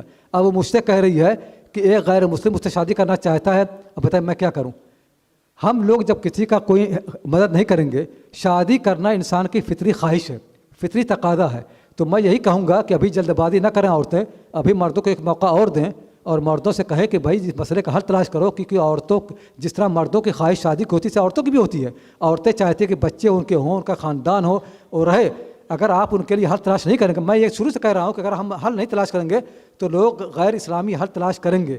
اس لیے ہماری ذمہ داری ہے کہ ہم ہر علاقے میں, ہر معاشرے کے اندر شادی کی مہم چلائیں, شادی کا انتظام کریں, ان عورتوں کی مدد کریں جن کی شادی نہیں ہوئی ہے, ان کا خرچہ دیں, ان کی دیکھ بھال کریں. انشاءاللہ انہوں کام آگے بڑھے گا. تو ابھی گجرات میں یہ کام پورا ہو رہا ہے, تو کچھ لوگ گجرات میں ایسے کھڑے ہو جائیں جو یہ طے کر لیں کہ جن عورتوں کی شادی نہیں ہوئی, جو عورتیں بیوہ ہو گئی ہیں, ان کی دوسری شادی کر رہی ہیں, ہم اس کا پورا بوجھ اٹھائیں گے اور ہم ان کی شادی کریں گے. میرا ایک آخری سوال ہے کہ رسول اللہ صلی اللہ علیہ وسلم کی حدیث ہے کہ اگر میں سجدے کا حکم دیتا تو عورت کو حکم دیتا کہ اپنے شوہر کو سجدہ کرے, اس پر تھوڑا روشنی ڈالیں. میں نے کئی کتابیں لکھی ہوئی ہیں, ابھی میری کتاب آ رہی, اس میں اس حدیث کو میں نے لیا ہے. یہ حدیث سرے سے ہے ہی نہیں. اور یہ بتا دوں, یہ حدیث جو لوگ بیان کرتے ہیں, عام طور سے حدیث کو لوگ بیان کرتے ہیں معاذ ابن جبل کے واسطے سے. لوگ حدیث کی کتاب موجود ہے کہ معاذ بن جبل رضی اللہ تعالیٰ عنہ حضور صلی اللہ علیہ وسلم کے پاس شام سے آئے اور کہا کہ شام میں نے دیکھا یہ ہے کہ وہاں پر عیسائی لوگ اپنے جو دین کے بڑے رہنما ہیں ان کو سجدہ کرتے ہیں, اسی لیے میں نے آپ کو سجدہ کیا ہے. یہ روایت صحیح ہو نہیں سکتی. پہلے تو اس کی سند ہی کمزور ہے, دوسرے یہ کہ معاذ بن جبل رضی اللہ تعالیٰ عنہ حضور صلی اللہ علیہ وسلم زندگی میں کبھی شام گئے ہی نہیں. شام ان کا جانا ثابت ہی نہیں سرے سے, وہ کبھی گئے ہی نہیں, تو ان کے دیکھنے کا سوال ہی پیدا ہوتا ہے. اگر وہ کہیں گئے تو یمن گئے ہیں, یمن جب گئے تو یمن سے واپس ہی نہیں آئے, سجدہ کہاں سے کرتے؟ جب یمن وہ گئے تو یمن سے جب واپس آئے تو حضور صلی اللہ علیہ وسلم کا انتقال ہو چکا تھا. یہ حدیث سرے سے صحیح ہے ہی نہیں. پہلی غلطی اس میں یہ کہ معاذ بن جبل رضی اللہ تعالیٰ عنہ کا شام جانا ثابت موجود ہی کہیں نہیں, کہیں منقول نہیں ہے کہ آپ کی زندگی میں وہ شام گئے ہوں. دوسری بات, اگر گئے ہیں تو یمن گئے ہیں, لیکن یمن جانے کے بعد وہ آئے ہی نہیں. وہ اس وقت آئے جب آپ کا انتقال ہو گیا تھا, سجدہ کہاں سے کرتے؟ اور سجدہ کرنا کتنی بڑی جہالت ہے. حضرت معاذ بن جبل اتنے بڑے صحابی, اتنے بڑے فقیہ, وہ سجدہ کریں گے؟ یہ کبھی کہیں ہوا نہیں. قرآن کریم نے غیر خدا کو سجدہ کرنے کا اتنا واضح طور پر حرام کر دیا ہے. اگر معاذ بن جبل اس کو نہیں کون جانے گا؟ تو میں نے اپنی کتاب کے اندر جتنی سندیں اس حدیث کی ہیں سب کو بیان کر کے دکھایا ہے کہ اس میں کوئی حدیث صحیح, سب کمزور ہیں یا بات گڑھی ہوئی حدیثیں ہیں. السلام علیکم. السلام علیکم. میرا سوال یہ ہے کہ آپ نے کہا کہ میرا سوال یہ ہے آپ سے کہ آپ نے کہا کہ شادی کرنے کے بعد آپ کو الگ رہنا چاہیے اور اس کو لڑکی کو ایک الگ روم دینا چاہیے, ٹھیک ہے. ابھی یہاں پر ایسا ہے کہ جوائنٹ فیملی میں مکان تو خریدنا دور کی بات ہے, کئی فیملی رینٹ بھی نہیں بھر سکتی ہے. تو یہ پریکٹیکل ہوگا کہ بچہ شادی کے بعد الگ رہے؟ کئی بار وہ لوگ اپنا خود کا بھی ایکسپینس نہیں نکال سکتے, تو ایسا ہو سکتا ہے کہ وہ بچہ شادی ہی نہیں کرے. حضور صلی اللہ علیہ وسلم کا حدیث ہے, بخاری مسلم اور ساری کتاب حدیث کتابوں میں ہے. آپ نے فرمایا یا معشر الشباب من استطاع منکم الباءة فلیتزوج ومن لم یستطع فعلیہ بالصوم فإن الصوم له وجاء. اے نوجوانوں, تم میں سے جو شادی کرنے کی طاقت رکھتا ہے, یعنی خرچہ دے سکتا ہے, گھر دے سکتا ہے, وہ شادی کرے. اور جو شادی کرنے کی اہلیت نہیں رکھتا ہے وہ روزہ رکھے, کیونکہ روزہ اس کے ڈھال ہے. مردوں کے لیے صرف دو اختیار ہے, یا تو ان کے پاس اتنی گنجائش ہے کہ شادی کریں اور اپنی بیوی کو اپنے اوپر لے آئیں, اپنے ماں باپ پر نہیں, تب شادی کریں. اگر اپنے ماں باپ کی ذمہ داری لاتے ہیں تب شادی کرنا صحیح نہیں, کیونکہ اگر لڑکی آپ کے ماں باپ کے تحت آئے گی تو پھر ان کی بات سنے گی, پھر اس پر دو آدمی حکم چلیں گے, آپ چلیں گے اور آپ کے ماں باپ, تو عورت اس سے پریشان ہو جائے گی. عورت پر آپ کے ماں باپ کو کوئی حق ہی نہیں ہے, لیکن جب عورت آپ کے ماں باپ کے ساتھ رہے گی ان کا حق چلے گا, ان کا اختیار ہوگا. اس لیے نوجوان لوگ بات صاف صاف سن لیں, اگر آپ واقعی نوجوان ہیں, مرد ہیں, تو مرد کی طرح رہیں. مرد وہ ہوتا ہے جو اپنے بل پہ کام کرتا ہے, یہ نہیں کہ اپنے باپ پر بوجھ بن جائے. اسلام میں کبھی نہیں رہا کہ آدمی اپنے باپ پر بوجھ. بالغ ہونے کے بعد کسی مرد کے لیے جائز نہیں ہے کہ اپنے باپ پر بوجھ بنے. شادی ہونے کے بعد مردوں پر ضروری ہے اپنا راستہ خود تلاش کریں. حضرت ابن عمر کہتے ہیں کہ جب میں بالغ ہو گیا تو میں جا کر مسجد میں سویا کرتا تھا, اپنے باپ کے گھر کو میں نے چھوڑ دیا. جب میں نے گھر بنا لیا تب میں نے شادی کی, لیکن بالغ ہونے کے بعد اپنے باپ کے گھر میں کبھی نہیں سویا میں, کیونکہ شادی ہونے کے بعد بالغ ہونے کے بعد دوسرے بچوں کا حق ہے باپ پر. باپ کا یہ ذمہ داری ہے کہ اپنے بچوں کو, بالغ بچوں کی دیکھ بھال کرتا رہے. باپ پر ذمہ داری ہے نابالغ بیٹوں کی اور بیٹیوں کی جب تک شادی نہ ہو جائے.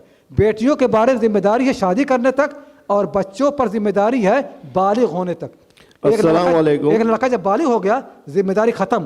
لڑکی بالغ ہونے کے بعد شادی ہو جائے تب ذمہ داری ختم ہوتی ہے. بالغ ہونے کے بعد لڑکے کی باپ پر کوئی ذمہ داری نہیں ہے. السلام علیکم. میرا یہ سوال ہے کہ آج یہ بات عام ہوتی جا رہی ہے کہ شوہر کو انتخاب کرنا پڑتا ہے بیوی اور ماں کے بیچ میں. چھوٹا سا گھر ہے, ماں اکیلی ہے یا باپ اکیلا ہے. اب اگر بیوی کی ماں کے ساتھ اگر نہیں بنتی تو وہ کیسے اس صورت میں دونوں کو ایک ساتھ لے کے چلے گا؟ ایسے میں اگر بیوی کرے گی ہم نے سنا ہے ہمیں ہمارا گھر الگ دے دو, تو وہ شوہر کس طرح سے اس معاملے میں ڈیل کرے گا؟ یہ یقیناً ہوگا. جب بھی لوگ اپنی بیوی کو اپنے ماں باپ کے ساتھ لائیں گے لڑائی ہونا طے ہے. یہ ممکن ہے کہ آپ غلط کام کریں اور صحیح ہو جائے, اسلام میں جائز ہی نہیں ہے. اگر آپ شادی کرنا چاہتے ہیں اور سکون چاہتے ہیں تو خدا کی بات مانیں. خدا رسول کی بات یہ ہے کہ اپنی بیوی کو آپ اس کا اپنا گھر دیں. اگر اپنا گھر نہیں دیں گے تو آپ کو سکون کبھی نہیں ملے گا, ممکن ہی نہیں ہے. کوئی ایسا تو آدمی دنیا میں نہیں ہے جو آپ کے لیے پرسکون حل تلاش کرے. پرسکون حل خدا کی بات ماننے میں ہے. آپ خدا کی بات نہیں مانیں گے تو کوئی پرسکون حل نہیں ہے. عورتوں کا بنیادی حق یہ ہے کہ شادی کے بعد ان کا شوہر ان کو الگ مکان دے, جس مکان کے اندر وہ اپنے کپڑے اتار سکتی ہوں, اور جس مکان کے اندر دوسرا آدمی بغیر اجازت کے داخل نہ ہو. ایک منٹ, السلام علیکم. اب سارے سوال ہو گئے, اب جو سوال ہوں گے انشاءاللہ, دیکھیے یہ کوئی ایسی چیز ہے کہ آج سارا مسئلہ حل ہو جائے گا. ایک بسم اللہ ہوئی ہے, ایک شروعات کی ہے, اور سوال تو آتے رہیں گے اور ہم اس کو پوچھتے رہیں گے. جتنے سوال اب کسی کو پوچھنے ہیں وہ اپنی میسیج میں ڈال دیں, اور انشاءاللہ اس کے بعد اس کا کچھ بھی حل نکالیں گے, بیٹھیں گے ہم, اور بہت سارے مسائل آتے رہیں گے اور انشاءاللہ اس کا حل ہوتا رہے گا. اب میں افضل بھائی کو دعوت دوں گا کہ آ کے سب. ایک ڈاؤٹ ہے, ایک خالی بھائی وہ پھر اینڈ نہیں ہوئے گا. ایک ہے خالی, میں سوال نہیں کروں گا, میں خالی ایک درخواست ہے, گزارش جی جی بولو. ہلو السلام علیکم.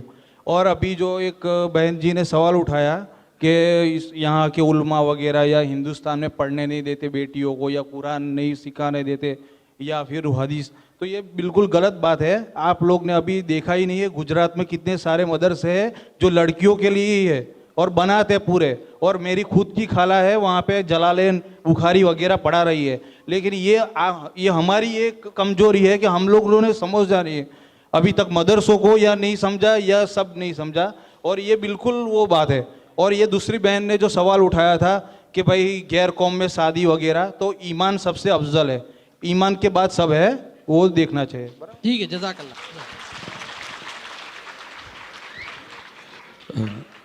جزاکم اللہ خیرن کثیرن کثیرہ. بہت ساری باتیں سامنے آئی, لیکن ہمارا تو حال گھر پر الٹا ہوتا ہے. میں تو ابھی پوچھ رہا تھا مولانا کو کہ ہم تو گھر پہ جاتے ہیں تو سب سے پہلے کہاں سیدھے رہتے ہو, تو گھر پہ سیدھے رہتے, ہماری تو چلتی نہیں ہے. یہ لائے کہاں سے ہے وہی سمجھ نہیں پڑتی ہے. اور مولوی صاحب نے کہاں دیکھا ہے وہ بھی مجھے پتہ ہی نہیں چلتا ہے, کیونکہ ہم میں سے جتنے بھی یہاں پر مرد بیٹھے ہیں میں سمجھتا ہوں کہ باہر تو سب ہیں بالکل ایک دم, لیکن گھر پہ جاتے تو گھر پہ اشارہ ہو جاتا ہے کہ نا. تو ہمارا تو یہ حال ہے بھائی. میں آپ کو قصہ بیان کروں, معاف کرنا تھوڑا, کیونکہ بہت ساری باتیں ایسی ہوئی ہے کہ کسی کو گوار ہوگی نہیں, کسی کو ناگوار بھی ہوگی, کسی کو حجم ہوئی ہوگی نہیں, کسی کو نہیں حجم بھی ہوئی ہوگی. ہمارے دوست IPS سمیع اللہ انصاری صاحب جب یہاں پر تھے تو ایک دن ایسا ہوا کہ رات کو جو ہے ہمارے دوست ہیں مصطفیٰ بھائی مانک چند, یہ کچھ ٹی شرٹ آئے ہوں گے, تو ٹی شرٹ لے کے جب ہم گئے ان کو ہدیہ دینے کے لیے, تو اس کے کچھ کلر ایسے ہوں گے جو فلورسنٹ کلر ہوں گے.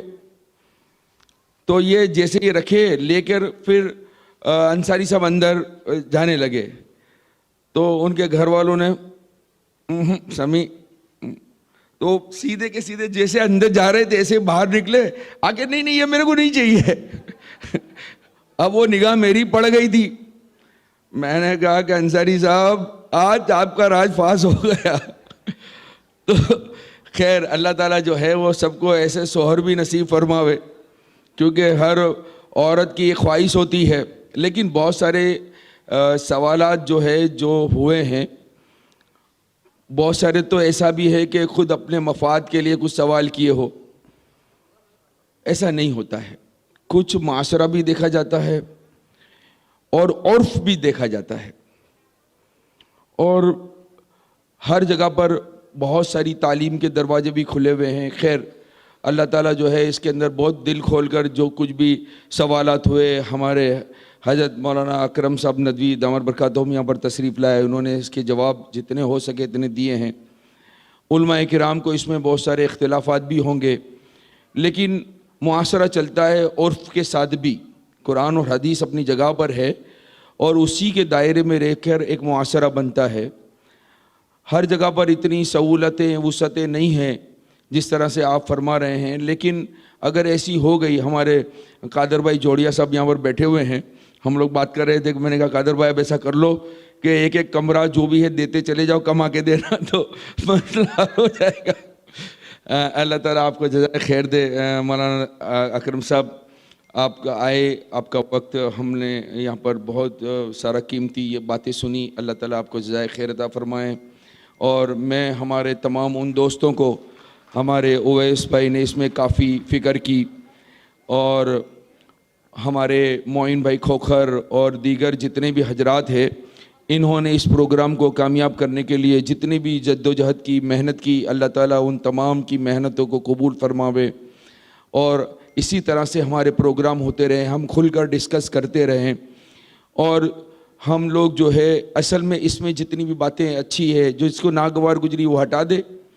ہم تو شہد کی مکھی کی طرح سے بنے کہ چھجے میں وہی چیز لے کر جائیں جو پھولوں پر سے ہماری ضرورت کی ہے. اور ہم سب جو ہے پہلے تو قرآن اور حدیث جو ہے وہ اپنی زندگی میں 100% لانے کی کوشش بھی کرے. جب یہ آ جائے گی تو بہت سارے سوالات خود بخود نکل جائیں گے. میں عورتوں سے بھی گزارش کرتا ہوں اور مردوں سے بھی گزارش کرتا ہوں، اور میں حضرت مولانا اکرم صاحب کو کہتا ہوں کہ وہ دعا کرائیں اور اس پر اس پروگرام کو ختم کریں. اللهم صل على سيدنا ومولانا محمد وعلى آله وبارك وسلم. ربنا آتنا في الدنيا حسنة وفي الآخرة حسنة وقنا عذاب النار. اللهم إنا نسألك علما نافعا وعملا صالحا ورزقا حلالا واسعا شفاء من كل داء.